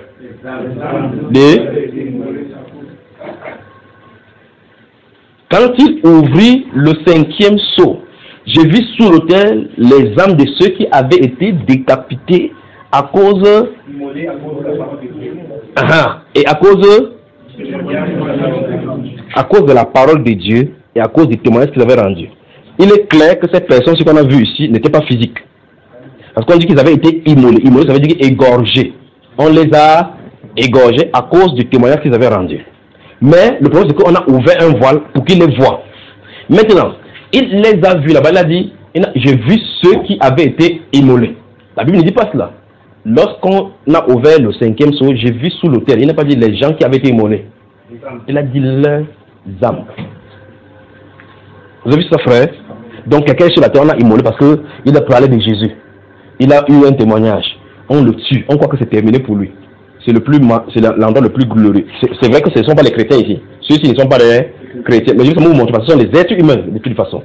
Alors lorsqu'on les a immolés à cause de la parole de Dieu et à cause du témoignage qu'ils avaient rendu, leurs âmes se trouvaient quelque part sous l'autel. C'est normal que ce soit sous l'autel parce qu'ils avaient demandé le sang de Jésus-Christ sur eux. Vous voyez cela, n'est-ce pas? Ceux qui avaient demandé le sang de Jésus-Christ, il faut qu'ils passent par l'autel pour que l'autel parle en leur faveur. Vous savez que l'autel parle, n'est-ce pas, frère? Vous savez que l'autel parle. Il faut que l'autel parle en leur faveur pour qu'il y ait l'appropriation. Maintenant, la Bible déclare donc que ces âmes-ci criaient. Pas vrai? Ils criaient, Seigneur, saint et véritable, jusqu'à quand tardes-tu à tirer vengeance sur ceux de sur la terre? On dit maintenant que quoi? Qu'est-ce qu'il leur fut donné? Une robe blanche leur fut donnée. Donc ça veut dire que les âmes s'habillent. Donc les âmes s'habillent. L'âme. Donc comme tu es comme ça, ton âme est comme ça. Une robe blanche leur fut donnée. Il leur fut dit de rester encore pour un peu de temps, le temps que leurs compagnons soient mis à mort ou donc on nous dit clairement qu'ils étaient mis à, mais là ils étaient en converser en disant qu'attendez, il y a d'autres mots qui arrivent. Amen. Lisez Apocalypse encore, chapitre 9. Allons-y encore, chapitre 6. Lisons, verset 9 et suivant. Allons jusqu'au verset 11. Non, je crois que à cette vous êtes vraiment chaud ce soir-ci. Qui veut lire donc, frère? Quand ils ouvrirent le 5e sceau, oui. Je vis sous l'autel les âmes de ceux qui avaient été immolés à cause de la parole de Dieu, oui, et à cause du témoignage qu'ils avaient rendu. Oui. Ils crièrent d'une voix forte en disant, jusqu'à quand, Maître saint et véritable, tardes-tu à juger et à tirer vengeance de notre sang sur les habitants de la terre? Donc c'est clair que leur langage dit clairement qu'on a versé le sang sur et il veut qu'on venge. Mais la Bible dit que c'est leur âme qui criait. Et on n'a pas dit là-bas qu'ils avaient 4 têtes. Donc ils conversaient comme on converse sur la terre. C'est ça, frère. Allons-y, continuons. Une robe blanche fut donnée à chacun d'eux, et il leur fut dit de se tenir en repos quelque temps encore, oui, jusqu'à ce que fût complet le nombre de leurs compagnons de service et de leurs frères qui devraient être mis à mort comme eux. Donc, on est que les gens sur la terre encore, Dieu a préparé des systèmes de personnes qui vont mourir pour arriver là-bas. Alors, dis à ton voisin, la mort physique sur la terre n'est pas la fin. Vous avez suivi ça, frère? La mort physique sur la terre n'est pas la fin. D'accord? Et par conséquent, c'est une transition pour aller quelque part. Maintenant, regardez, la Bible nous montre encore ici que, étant là-bas de l'autre côté, on est conscient de ce qui est sur la terre. Ceux-ci savent qu'ils sont arrivés là-bas par immolation. Et on leur donne le renseignement. Vous savez, je vous ai dit tout à l'heure, quand on est recueilli, quelque part, on ne reste pas tranquille. On discute des choses. On discute des choses, des décisions. Qui va être, vous pensez ici que qui va être roi sur le pays du Cameroun? Ça se discute, frère. Il ne veut pas seulement parler pour que vous dites que là, il est allé trop loin. D'accord? Mais ici, discuter, parce que ceux-ci, les transférés sont regroupés là-bas en syndicat. Ils disent que non, syndicat des anciens immolés, à cause de la parole des dirigeants, mis la plaque devant Jésus. Non, maître, c'est véritable, nous grèvons. Nous grèvons. Il faut que nous avons le droit. Si vengeance, il a dit qu'il est sorti, vous savez, quand il y a grève, les gens viennent trouver la solution. Il est venu et dit que mon ami, ok, calmez-vous d'abord. La solution, c'est que, en fait, on veut que vous soyez on complète pour qu'on vous donne ce que vous avez. On dit qu'ils se tiennent en repos. Donc là-bas, on se repose. Vous voyez ça, frère? C'est ça, n'est-ce pas, frère? Alors maintenant, l'âme est constituée comme... Je vous ai raconté mon histoire ici plusieurs fois de ma tante que j'ai vue quand elle était petite. Je vous dis que ces choses, ça ne peut pas m'inquiéter. Je l'ai vu se coucher comme ça. Les gens pleuraient. L'assemblée était assise comme ça. Les gens disaient... J'étais là, enfant. Il courait partout. Subitement, je me suis tourné. Je l'ai vu debout. Cette vision-là, ça ne m'a jamais quitté. Donc, même si vous déchirez la Bible en disant que... Quelle est la preuve? La preuve, c'est tout dans mon esprit. Si tu peux entrer dans mon esprit, voir ça, tu vois. Si tu as encore eu d'espérance, c'est ton processus, ne crois pas. J'ai fait. Au moins une fois, je suis allé quelque part là-bas et j'ai vu et entendu les choses. Donc, moi-même, je peux être témoin de cela. Donc, même si vous refusez de croire sur la terre, moi, je sais où je vais aller quand je vais mourir. Vous savez, n'est-ce pas, frère? Maintenant, elle est couchée là. Les gens pleurent. C'est tout ce que l'être humain peut faire là-bas. Je l'ai vu debout. Habillée avec son pain. Elle avait tourné le pain. L'une des choses que je remarque, c'est que, vous savez, quand les femmes attachent le pain, si elles n'attachent pas bien, un côté un peu décalé. Son âme avec le pain décalé comme ça, frère. Son âme, c'est-à-dire quand vous savez, je ne sais pas, vous attachez vos pains, comme ça, vous faites ici, comme ça. Et puis, un côté, ça ne va pas en harmonie là-bas. Le dernier trait ne coince pas. L'autre côté était plus bas que l'autre. Donc, je peux voir encore la vision. Ça, j'avais peut-être 2 ans. Elle est vue debout. Elle a regardé son corps. Comme ça, elle a regardé les gens. Elle s'est tournée, elle a regardé la porte. La porte était comme ça. Il y avait des gouttes d'eau qui tombaient. Elle avait une petite nappe d'eau autour de la porte. Le reste de l'obscurité. Elle a fait comme ça, elle a sauté cette nappe d'eau là. Elle a comme ça. Quand elle a sauté, elle a disparu. Vous vous avez mis bavarder que quand quelqu'un meurt, c'est terminé. Vous blaguez seulement. Vous dites, comment tu as fait pour voir? J'ai joué. Ça c'est 1. 2, j'étais en. Je ne sais pas comment j'ai fait pour le voir. Je me suis tourné, je l'ai vu. Je regardais l'assemblée. Tout ce que les gens savaient faire là-bas, c'est pleurer. Pleurer. Vous passez dans les hôpitaux, vous voyez quelqu'un, on a poussé quelqu'un sur la cheville pour aller mettre la mort, vous le voyez debout en train de poursuivre son corps. Vous dites, qu'est-ce qui se passe ici? Mais vous dites à quelqu'un, on va vous attraper, mettre dans un hôpital de psychiatrie là-bas. Donc vous restez tranquille, il court derrière son corps, il ne sait pas ce qui lui arrive. Il a quelque part, il voit quelqu'un qui vient devant lui, il se rend compte que la personne passe devant lui. Il se rend compte que ce qu'il ne croyait pas sur la terre, il vient d'entrer dans la réalité. La minute d'après, lorsqu'il commence à être conscient pour dire qu'est-ce qui m'arrive, qu'est-ce qui m'arrive, les gens se saisissent pour l'amener là où il doit aller. Là, vous n'avez pas de cri. Quel que soit le cri que vous faites, n'ayez pas peur, d'accord, frère? Donc, à l'instant là, à cet instant là, il y a un tunnel qui t'aspire. Alors, maintenant, permettez-moi de vous dire ceci. Votre Bible dit que les convoitises font la guerre à... Ok. Votre âme sait à quoi se nourrir. Ça va aller par la personne qui inspire cela lorsque vous allez quitter votre corps. Nourrissez votre âme de passion mondaine. On vous parle, vous ne comprenez pas. Quand vous allez fermer vos yeux, vous savez, n'essayez pas de dire que je vais vivre comme un mondain. Quand je vais mourir, les gens vont me prendre. Luc chapitre 16. Chapitre 16. Luc chapitre 16. Je crois que Apocalypse chapitre 6 a encore réglé le problème que l'homme n'est pas seulement un corps qui est censé mourir. Alors, la bonne mort, c'est lorsqu'on a achevé, c'est pourquoi on était sur la terre. C'est ce que l'apôtre Paul, mon grand frère, dit dans le livre de 2 Corinthiens, chapitre 4, il passe le temps à écrire là-bas. Chapitre 4 et chapitre 5. Il dit là-bas que nous savons que si ce corps, dans lequel cette tente physique, dans laquelle nous habitons, est détruite, nous avons un autre qui n'est pas fait de main d'homme. Et il dit même qu'il souhaiterait quitter cette tente pour être auprès du Seigneur. Ce qui devrait être même le meilleur. C'est ce qu'il dit dans Philippiens chapitre 3. Mais il dit, à cause de vous, il faut que je demeure encore dans cette tente. Remarquez ce qu'il dit. Il dit, il faut que je demeure encore dans cette tente. Voici quelqu'un, vous le voyez, vous dites, voici l'apôtre Paul, voici le frère Jacques qui en a parlé. Mais lui, il dit que je souhaiterais quitter cette tente pour aller dans le Seigneur. Donc, qui est en train de parler? Il dit qu'il veut quitter cette tente. Donc, ce que vous voyez là, ce que vous pouvez toucher là, où on met le couteau pour dire que si tu parles encore de gens, on coupe là-bas. Ce n'est qu'une enveloppe dans laquelle le vrai se cache. Vous suivez ça, frère? J'ai dit quel livre? C'est quand vous avez ouvert là maintenant, c'est quoi? C'est Luc au chapitre 16. Permettez-moi d'en lire. Luc au chapitre 16. Lisons à partir du verset 19. Je crois que je vous ai donné aujourd'hui. Oh mon Dieu, dans ce cas, allez dans Deutéronome chapitre 32. Deutéronome chapitre 32. Et puis lisons ça et rentrons dans Luc au chapitre. Dans le chapitre 32, j'avais dit le verset 56, je crois, c'est ça? 52, c'est ça? 50. Verset 50 et suivant. Regardez. Ou bien, prenons à partir du verset 48, d'accord? 48, jusqu'au dernier verset du chapitre 32 d'Exode, de Deutéronome. N'ayez pas peur de la mort. Les gens roulent la voiture, quand on fait la voiture, son cœur sort, ça va devant de rentrer encore dans son cœur. N'ayez pas peur. Marchez seulement en règle avec le Seigneur. Quand vous dites, quelqu'un qui se couche là-bas et qu'il est chrétien, vous dites, wouh, wouh, wouh. Vous faites même de pleurer pour vous, comme l'a fait Achad, dit maintenant que, qu'est-ce que tu fais là? Mets-toi à genoux ici. Là. Tu prends le chaussure de ton frère, tu vas balancer en bas.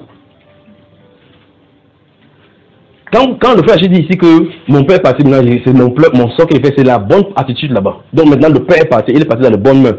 Quand il part, en réalité, si vous entendez savoir, il dit que je vous laisse la terre là, continuez, courage à vous qui êtes là-bas. C'est ça qu'il veut dire. D'accord, frère? Deutéronome chapitre 32, verset 48. Ce même jour, l'Éternel parla à Moïse et dit, écoutez très attentivement, monte sur la montagne d'Abarim, sur le mont Nebo, au pays de Moab vis-à-vis de Jéricho, et regarde le pays de Canaan que je donne en propriété aux enfants d'Israël. Tu mourras sur la montagne où tu vas monter, et tu seras recueilli auprès de ton peuple, comme ton frère est mort sur la montagne de Hor et a été recueilli auprès de son peuple. Vous avez vu ça, frère? Donc il dit à Moïse que les gens d'aujourd'hui aiment tellement la vie qu'ils ne savent pas qu'ils aiment la vie. Il dit qu'ils aiment tellement la vie, c'est-à-dire la vie mondaine, qu'ils souhaiteraient pas, malgré qu'ils disent la vie que Seigneur dit, mon cœur est tout à toi. En réalité, c'est le mensonge. Il trompe seulement Jésus de sa bouche. Voici quelqu'un qui dit, on lui dit monte sur cette montagne, si tu vas mourir, on lui informe que ce qui va lui arriver devant. Lui n'a pas peur. D'abord, même s'il a peur que Dieu t'a dit, ça se fait comment devant? Tu as le choix, frère. Alors, lorsqu'il monte sur la montagne, voici les gens, on dit aux gens plusieurs fois dans la Bible que tu vas mourir, tu vas mourir, tu vas mourir. Les gens ne s'inquiètent pas. Quand vous voyez les gens qui ont le bien terrestre, c'est ça, ils auront des problèmes. Quand ils rêvent un peu comme ça, que mon ancien père qui était mort est venu dans le rêve, il dit que viens, il se lève le matin, on a. Alors frère, intercède pour moi, l'esprit de mort me poursuit. Il te poursuit, si vous voulez te prendre, il t'informera même pas. Il y a des gens qui sont allés faire ce pour nous, ils sont tombés, terminé, pas vrai? L'âme, son âme est à ôter, et vous faites n'importe quelle réanimation. Écoutez ça, vous pouvez réanimer le cœur de quelqu'un. Ça fait pap. Enfin, comme dans son cas, et dans le cas comme le papa a dit tout à l'heure là, il était déjà rétabli, et tout allait bien. Le fait que quelqu'un n'est pas malade ne veut pas dire qu'il n'est pas candidat à la mort. Lorsque ton pleume pleure quand tu sors du ventre, c'est que tu es candidat à la mort. C'est quoi, c'est même à cause de ça que c'est qu'on pleure. Candidat à la mort. Les gens m'ont dit qu'il aurait été mieux que quand il meurt comme ça. Quand il naît, on le met où c'est comme les gens avortent là. Il serait lui un avorton. Il n'aurait pas vu les choses comme ça qu'il a vu sur la terre. Vous voyez? Mais si Dieu a voulu que tu passes dans la vie, dis à ton voisin, tu as ta part à voir sur la terre. Dis à quelqu'un, tu as ta part à voir sur la terre. Et seul toi peux voir ça. Et quand tu auras vu ta part, tu vas te recueillir. D'accord? La question c'est, lorsque tu es recueilli, tu pars où? Ici, le Seigneur dit à Moïse de monter sur le mont Abarim. Il va être recueilli là-bas vis-à-vis de Jéricho. Il va être recueilli. Tu mourras. Ça veut dire qu'il va cesser, il va expirer. Donc son souffle va laisser et que toutes les cellules de son corps vont cesser leurs activités. Quand ça cesse l'activité, il était enseigné que les reins, les 80% des organes vitaux qui sont au niveau des reins, quand ça cesse, le cœur cesse de battre, le cerveau cesse de fonctionner, on dit que tu es déclaré cliniquement mort. Quand tu es déclaré cliniquement mort, le médecin, quand il sort de la chambre d'opération, il dépose le truc comme ça, il enlève les gants, il te regarde. Le signe t'annonce le message. Son geste t'annonce le message. Après, il baisse la tête comme ça. Je suis désolé, madame, on n'a plus rien fait. L'homme s'arrête là-bas. C'est là où le chemin commence avec Dieu, véritablement. C'est là où le chemin commence avec Dieu. Là, maintenant, ta bibliothèque est ouverte du côté du ciel. Le livre est ouvert. On prend son dossier, on met fin du séjour. On met le cachet de pause. On arrête. On attend ces grands jours. Faites attention, frères, sur la terre. Les désirs pernicieux qui font la guerre à l'âme. Là où ton âme mange, ça va t'accueillir là-bas.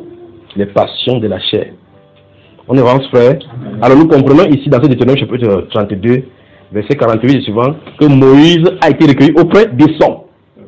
Comme Aaron a été recueilli aussi auprès des sons. Donc Moïse et Aaron n'ont pas le même frère. Ils sont sur la terre les frères. Mais chacun a son. Vous entendez, vous comprenez ce qu'il dit, frère? Moïse et Aaron, chacun a son. Abraham a son. Jacob a son. La question c'est, le peuple d'Abraham, dont on parle qui sera accueilli auprès d'eux, c'est qui au juste? Puis c'est lui le premier appelé, n'est-ce pas, frère? Il va rencontrer qui là-bas? Il va rencontrer Noé. Et Noé aussi a accueilli auprès de son. Il n'a pas accueilli qu'il a son peuple. Son peuple, c'est qui? Je serai auprès de mon peuple.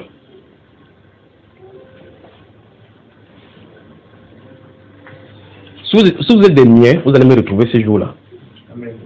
Je serai plus court comme ça, comme vous voyez là maintenant. C'est fatigué là. C'est plus comme ça. Si vous êtes des miens, si vous m'haïssez sur la terre ici, ça ne fait absolument rien. Si vous m'aimez, ça vous est bénéfique. Si vous me haïssez, ça ne vous servira de rien. Même si votre cœur veut que vous me haïssez, faites l'effort de m'aimer. Vous avez intérêt. Parce que moi, je vous aime. Même si vous faites n'importe quoi, même si vous dites n'importe quoi de moi, par derrière, moi, je vous aime. Vous avez intérêt à aimer. Parce que ces jours-là, si vous n'aimez pas, vous allez faire comment? Quand vous allez me voir là-bas maintenant, ces jours-là.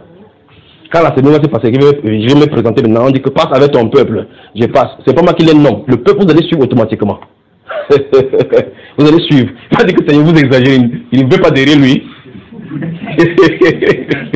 Là-bas, il n'y a pas de discussion. Vous suivez le mouvement de l'esprit là-bas.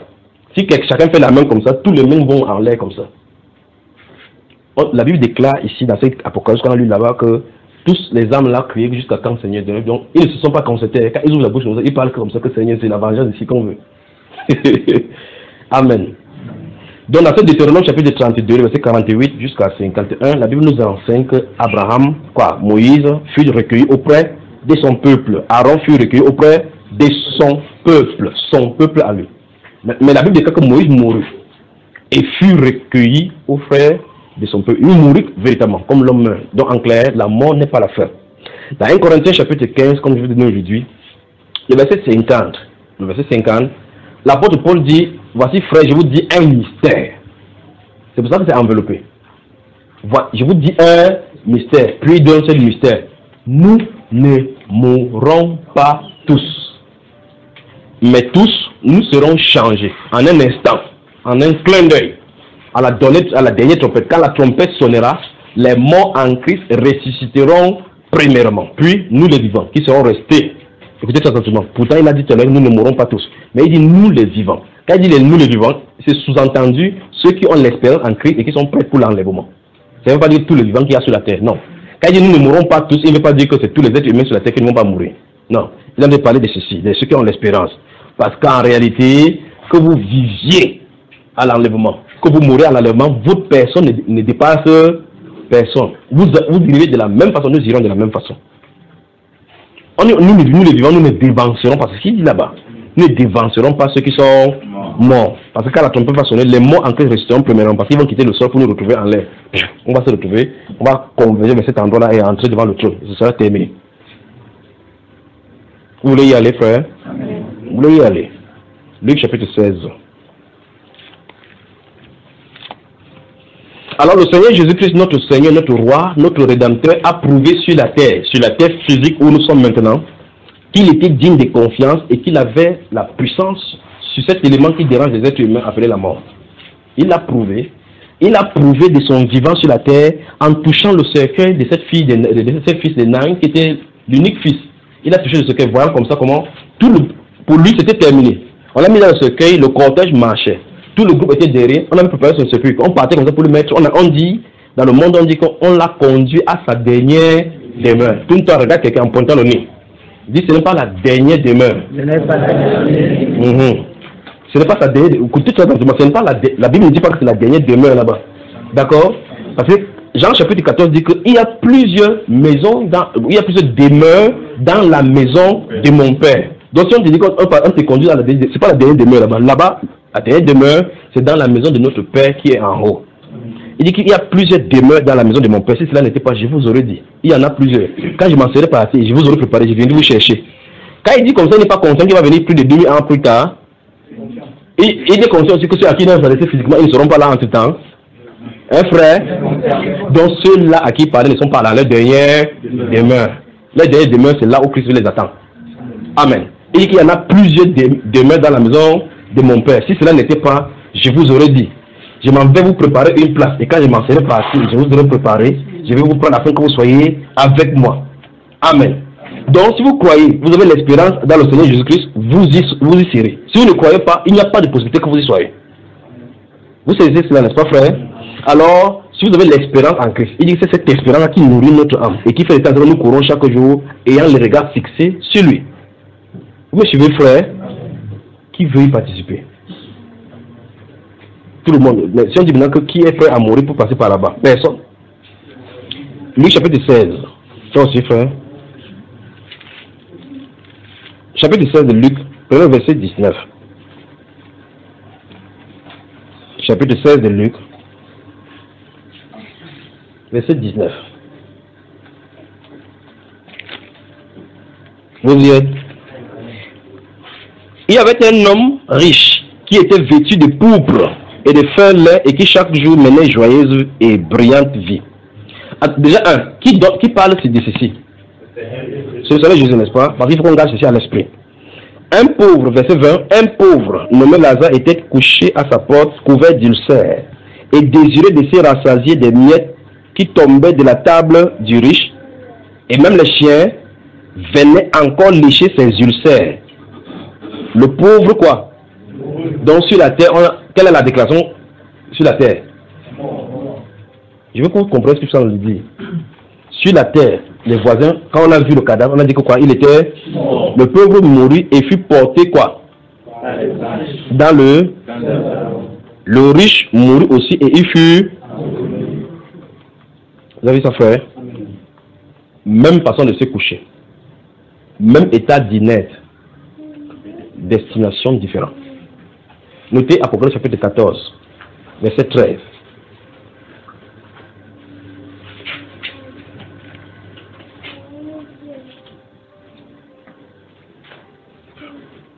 Apocalypse chapitre 14, verset 13. Vous avez noté? Qu'est-ce qui est dit là-bas dans Apocalypse chapitre 13? Non, ne dis pas. Qu'est-ce qui est dit là-bas dans Apocalypse chapitre 14, verset 13, frère? Il ne connaît pas. Qu'est-ce qui est dit, frère? Frère, qu'est-ce qui est dit? Frère, Papa Tani, qu'est-ce qui est dit? Non, Papa Tani, tu t'appelles Papa Tani déjà. Papa Tani, qu'est-ce qui est dit? Ça fait un autre depuis l'ancien. Comment? Qu'est-ce qui est dit là-bas, frère? Qu'est-ce qui est dit? Même temps qu'ils annonçaient le jour, tu as oublié les versets là. Vous savez, ils ont leur livre là. Cancer, non pas cancer, mais comment raisonner par les Écritures. Dès que tu touches un thème, pam, il parle là-bas en lettres, d'abord il regarde la lettre. Si tu dis esprit, il parle regarder eux, esprit. Il met le doigt là-bas, il bloque maintenant. Il a ces trois versets. Là, c'est trois versets que tant qu'il dit n'importe quoi. Il dit que regardons tel livre comment raisonner par les Écritures. Ah, vraiment, le Seigneur, je vois. Donc, qu'est-ce que ça dit? Pourquoi je fais 14, verset 13? Il y aurait dès à présent ceux qui meurent dans le Seigneur. Pourquoi? Alléluia, vous les accompagne. Voilà. Donc, quand vous mourrez dans le Seigneur, comment qu'est-ce qui se passe? Donnez le contraire de cette parole. Allons-y. Malheureux des abondants. À haute voix, frère. Malheureux des apposants, ceux qui meurent sans le Seigneur. Oui. Car les heureux les suivent. Il veut que vous gardez ça à l'esprit. Apocalypse chapitre 14, verset 13. Au sens de bénédiction pour les croyants. Il dit quoi?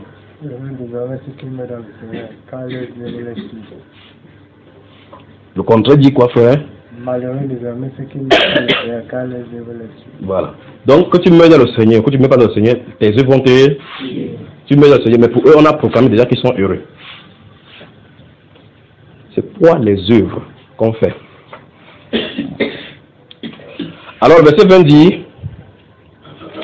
Le verset 20 dit... Un pauvre nommé Lazare était couché à sa porte couvert d'ulcères et désirait de se rassasier des miettes qui tombaient de la table du riche. Et même les chiens venaient encore lécher ses ulcères. Le pauvre mourut. Ça c'est la condition qu'on appelle sur la terre la mort.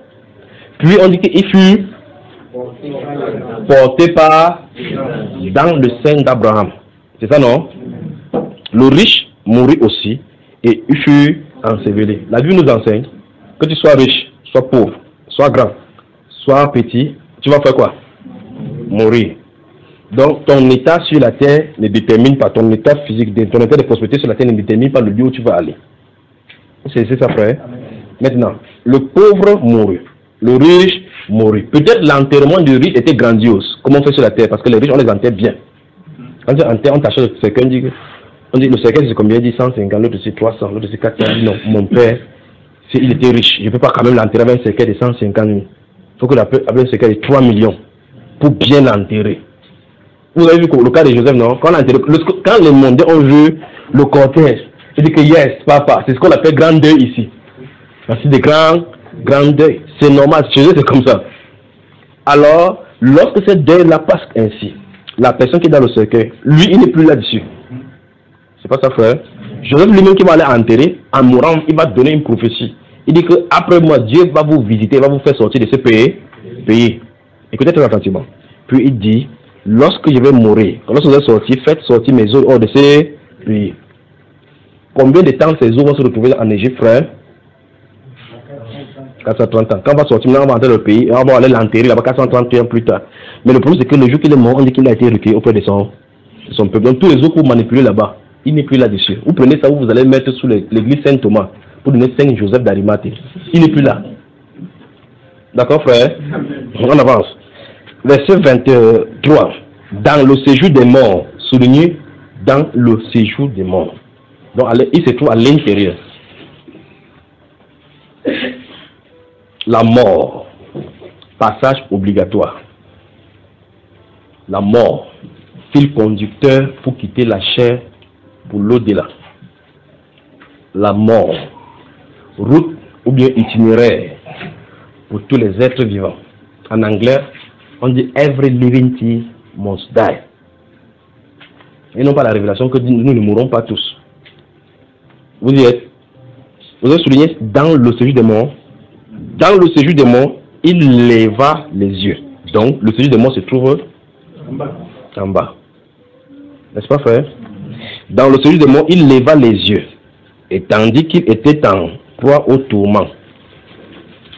On dit ici séjour des morts, donc Sheol, n'est-ce pas? Les chrétiens, je vais dire que tombe des souvenirs.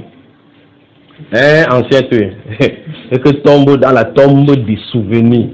C'est quand même terrible. Cette personne qui est inerte, on l'embaume chez les juifs, par exemple, on emballe la personne en mettant des aromates pour pouvoir que le corps ne sent pas autre des côtes. Maintenant, la personne à l'intérieur inerte, on dit ici, dans le séjour de mort, il leva les yeux. Donc, malgré qu'il était couché là-bas, il se retrouvait quelque part où ses yeux sont ouverts. C'est ça, frère? Où il est conscient de la place où il se trouve. Parce qu'il a la capacité de ses mouvements. Jusqu'à ce qu'il lève les yeux en se rendant compte qu'il est plus bas. Il lève les yeux plus haut au-dessus de lui. Il dit, il leva les yeux et vit quoi? Et tandis qu'il était en proie au tourment, donc ça lui faisait mal, donc il était conscient, il pouvait sentir. C'est ça, frère? Il pouvait voir. Pas vrai, frère? Puis, on dit, il vit de loin Abraham et Lazare dans son sein. Il avait conscience, il pouvait reconnaître que voici Abraham, voici Lazare. N'est-ce pas, frère? Il s'écria, Père Abraham. Mais vous avez posé une question. Je vous pose une question. une des choses que je vais vous expliquer là maintenant. Je ne sais pas si vous pouvez saisir, mais je vais quand même parler. Regardez. Si vous êtes habitué aux visions, remarquez bien la façon que le Seigneur Jésus dit ici.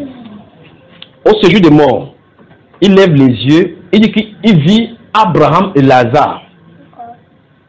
Il appelle Père Abraham. Personne ne lui donne l'information là-bas que voilà Abraham. Cette personne, s'il vit comme ça, Abraham est mort et recueilli à son peuple, auprès de son peuple, depuis comme on l'a vu là. Quand on l'a recueilli là-bas, il ne sait pas comment il a fait pour regarder là-bas, il a vu Abraham en activité là-bas avec Lazare. Donc Lazare est venu le trouver là-bas. Vous avez mon frère? Maintenant, je recommence encore. Quand vous êtes dans la vision, vous voyez quelqu'un dont la Bible parle, vous savez que voici la personne. Je ne sais pas si vous comprenez. On n'a pas besoin d'écrire la ceinture sur les yeux comme ça. C'est pour ça que vous pouvez voir le Seigneur Jésus-Christ dans la vision. Vous savez que c'est lui. Sa présence, dans votre esprit, vous savez que voici le Seigneur. Je ne sais pas si vous comprenez. Je ne sais pas, vous comprenez ce qu'il dit? Dans ce groupe, par exemple, quand il a vu l'apôtre Paul passer, quand il m'a regardé, il a dit, il faut savoir que voici l'apôtre Paul. On ne dit pas que, écoutez, toi, voici l'apôtre Paul. Comme il te dit là maintenant, continue ce qu'il a. Non, il ne dit pas ces choses-là. Vous savez tout simplement que voici l'apôtre Paul, mon grand frère. Vous le savez tout simplement. Vous voyez cela, frère? Donc, continuez, c'est ce que je voulais dire. Donc, on dit que, étant dans le séjour de mort, il a trouvé Jésus. Étant en proie au tourment, il a vu Abraham et Lazare. Et la Bible déclare qu'il a créé que Père Abraham 1. Nous avons vu qu'il a levé les yeux. Il était, donc, il voit. Il sentait les tourments, donc on dit qu'il peut ressentir, n'est-ce pas? Il a parlé, Père Abraham, il a reconnu, et puis il a appelé. Donc, il parle là-bas.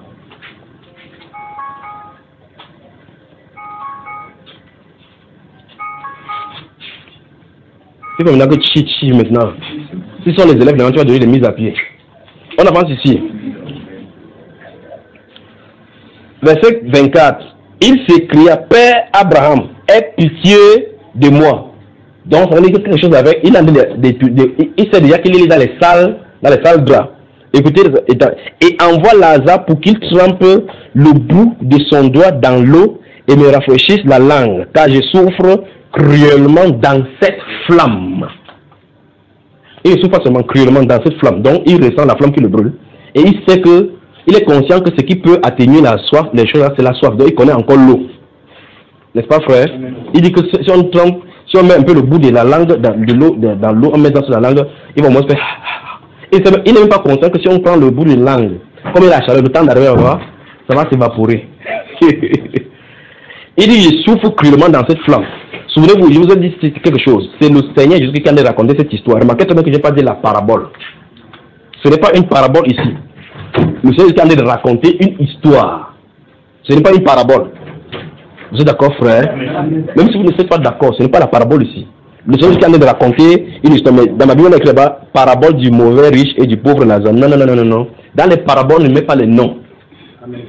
Ça, il a les noms, c'est une histoire. Donc, c'est une histoire. Il est le créateur, c'est quelque chose qui s'est passé. Il raconte comme ça l'histoire de deux personnes sur la terre. Vous êtes là? Verset 25. Abraham répondit, mon enfant. Remarquez, Père Abraham, mon enfant. Ah, il va revenir sur ça lorsqu'on va parler de ces groupes-ci là. Souviens-toi, Abraham rafraîchit sa mémoire.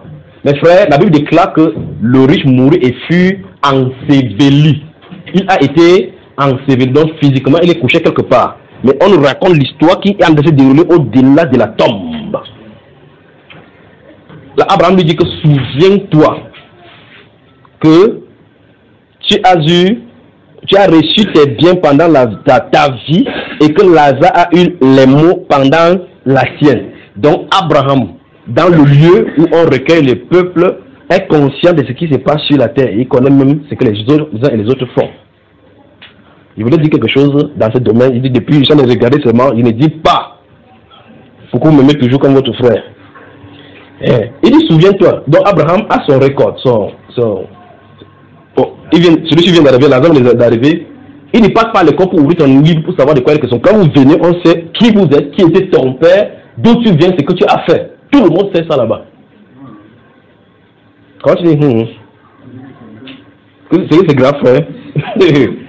Et vous avez entendu, nulle créature, aucune créature n'est cachée devant celui devant qui on a rendu de compte. Là-bas, tout est mis à nu. Il n'y a pas que vous allez vous regretter là-bas au ciel comme ça là. Tu dis à quelqu'un, regarde-moi ton histoire, parce que quand tu avais fouetté là-bas au ciel, là-bas en bas, là, le jour que tu fouettais, j'entends tu criais quoi, tu veux crier trop. Tout le monde connaît l'histoire. Quand tu regardes quelqu'un, tu connais ce qui le concerne. On avance ici. Donc remarquez qu'Abraham a dit mon enfant, souviens-toi. Donc Abraham connaît son histoire, il lui raconte même encore son histoire. Souviens-toi que de ton vivant sur la terre, tu as eu des biens là-bas sur la terre, tu jouais de la vie. Pendant que Lazare souffrait. C'est-à-dire quoi? Nos actions ici sont contrôlées par le ciel. Ce que vous faites ici journalement, le record, comment dire, l'enregistrement est fait. Les caméras invisibles sont braquées sur vous. Les caméras invisibles sont braquées sur nous. Abraham répondit, mon enfant, souviens-toi que tu as eu tes biens pendant ta vie et que Lazare a eu les maux pendant la sienne. Maintenant, il est ici consolé. Donc, le sein d'Abraham, c'est le lieu de... Et toi, tu souffres. Le séjour de mort, c'est le lieu de... D'ailleurs, il lui explique maintenant le mystère. D'ailleurs, il y a entre nous et vous. Donc, il y a deux groupes, deux destinations. Un grand abîme, afin que ceux qui voudraient passer d'ici vers vous. Donc là-bas, si tu te trouves là-bas, ton fils se trouve de l'autre côté, même si tu voudrais passer pour aller sauver, il n'y a pas moyen. Il n'y a pas moyen. Vous avez vu? Passer d'ici vers vous, ou de là vers nous, ne puisse le faire. Le riche dit, écoutez très attentivement, je t'ai pris. Vous avez vu ça, frère? Je t'ai pris donc, Père Abraham. Il a compris que ça n'a pas été fini. Mais qu'est-ce qu'il a pensé? Que c'est fort. Et ici sur la terre, c'est fort parce que c'était une famille de riches. Ils pouvaient dire que Dieu les a bénis, ils sont dans la prospérité. Mais il se rendait compte là-bas que sa prospérité ne pourra rien faire pour lui. Alors il a envoyé l'intercession maintenant auprès de sa famille restant sur la terre. D'accord? Et je t'ai pris donc Père Abraham d'envoyer Lazare dans la maison de mon père. C'est que j'ai 5 frères. Les gars vivent la même vie que j'ai vivais. C'est pour leur dire ces choses-là. Des peurs qui les viennent. Donc même le gars avait pitié au séjour des morts. Donc il a vu la crainte, le souffrant qui était au séjour des morts au point où il a dit, envoie le message à mes gens pour qu'ils ne vivent pas le style de vie que je vis. C'est ce qui est écrit, frère. Maintenant, qu'est-ce qu'Abraham va leur dire? Verset 28. C'est pour qu'il leur atteste ces choses. Dans le but pour lequel Lazare va venir pour leur dire que, mes chers amis, tu t'appelles tel, il dit oui. Tu t'appelles tel, il dit oui. Où est le tout frère? Il est allé jouer la vie quelque part. Allez appeler un peu la boîte et dit que vous êtes les 5 frères de monsieur X, le monsieur le riche qui est mort l'autre jour. Il dit oui. Il m'a envoyé vers vous. Il a dit que Abraham envoie vers vous. Il dit pour qui? Il dit quoi? Et il ne vit pas comme ça. Il dit ta tête ne tient pas. Tu sors d'où? Et j'étais mort. Il dit tu t'as mis, viens à côté de tu. Vous vous souvenez? Lazare, quand Lazare était mort, Lazare de Jude dans Jean chapitre 11. Quand on est venu le voir, on voulait encore aussi le tuer. Parce que la présence de Lazare les terrifiait. Que maintenant, si tu meurs, on t'appelle, tu viens encore de vivant, faire quoi? On va même te tuer. Tu es celui qui t'a ressuscité. Donc, tu viens, que tu tiens là-bas, tu dis que c'est vous le Seigneur, dit oui. Que votre frère, il était celui de moi, il souffre beaucoup, hein. Il dit t'amuse, on va t'envoyer là-bas, tu vas le retrouver là-bas. Si tu es pauvre, c'est pas toi qui étais couché devant la maison, c'est là, oui. Tu es mort, tu es revenu encore là, donc tu es résistant, hein. On va te tuer. Il dit que c'est pour qu'il les atteste ces choses. Donc en disant cela, je crois qu'il veut revenir sur ces choses aussi lorsqu'on va parler des visions de l'enfer et du paradis qu'on a aujourd'hui, qu'on nous sait aujourd'hui. On en a tellement. On en a tellement. Une femme vient se tenir, il dit qu'il a vu Jean-Paul II en enfer, que ce n'est pas parce qu'il adore les images ou parce qu'il fait comme vous avez Jean-Paul II aller parce qu'il avait de mauvaises vues partout. Donc il ne parle même pas de l'idolâtrie. Que Judas est au paradis. Que Judas Iscariote est au paradis. Jésus en personne dit que c'est pourquoi celui qui me livre entre vos mains a commis un grand péché. La Bible dit qu'il allait en son. La Bible dit qu'il est né fils de la perdition. Quelqu'un vient dire que le Jésus Christ de la Bible lui a montré que Judas était au paradis. Dans ce cas, jeter la Bible. C'est qu'il n'y a plus rien à faire confiance à cette Bible. Même si la personne parle étant pieuse n'importe comment, faisant n'importe comment, il a ou elle a été séduite.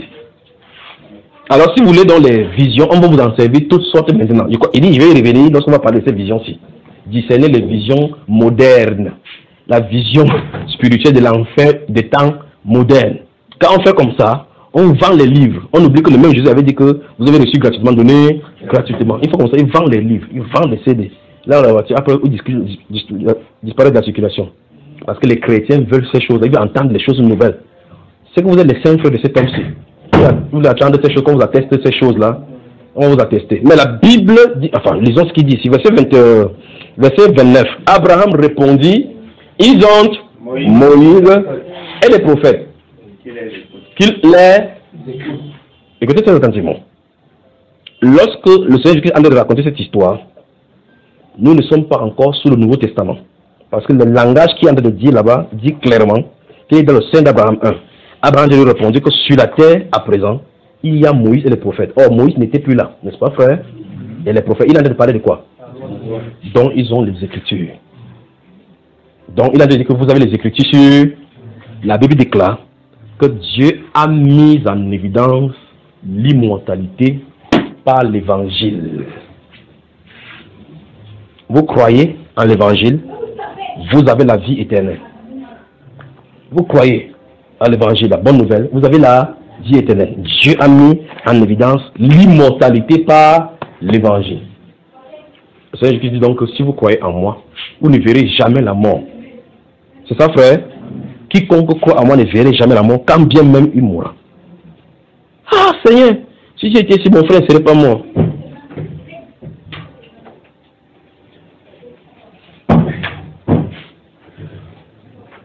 La Bible déclare, verset 29, donc, Abraham répondit, ils ont Moïse et les prophètes qui les écoutent, dont l'ordre est donné sur la terre aux gens. Que faites attention, ce que vous allez écouter, vous devez écouter, pour ne pas arriver dans ce lieu, ce sont les Écritures et les prédicateurs. Ce sont les Écritures que vous devez écouter. L'Écriture est censée enseigner les gens sur la terre pour les empêcher à venir dans ce lieu-là. Bonne soirée.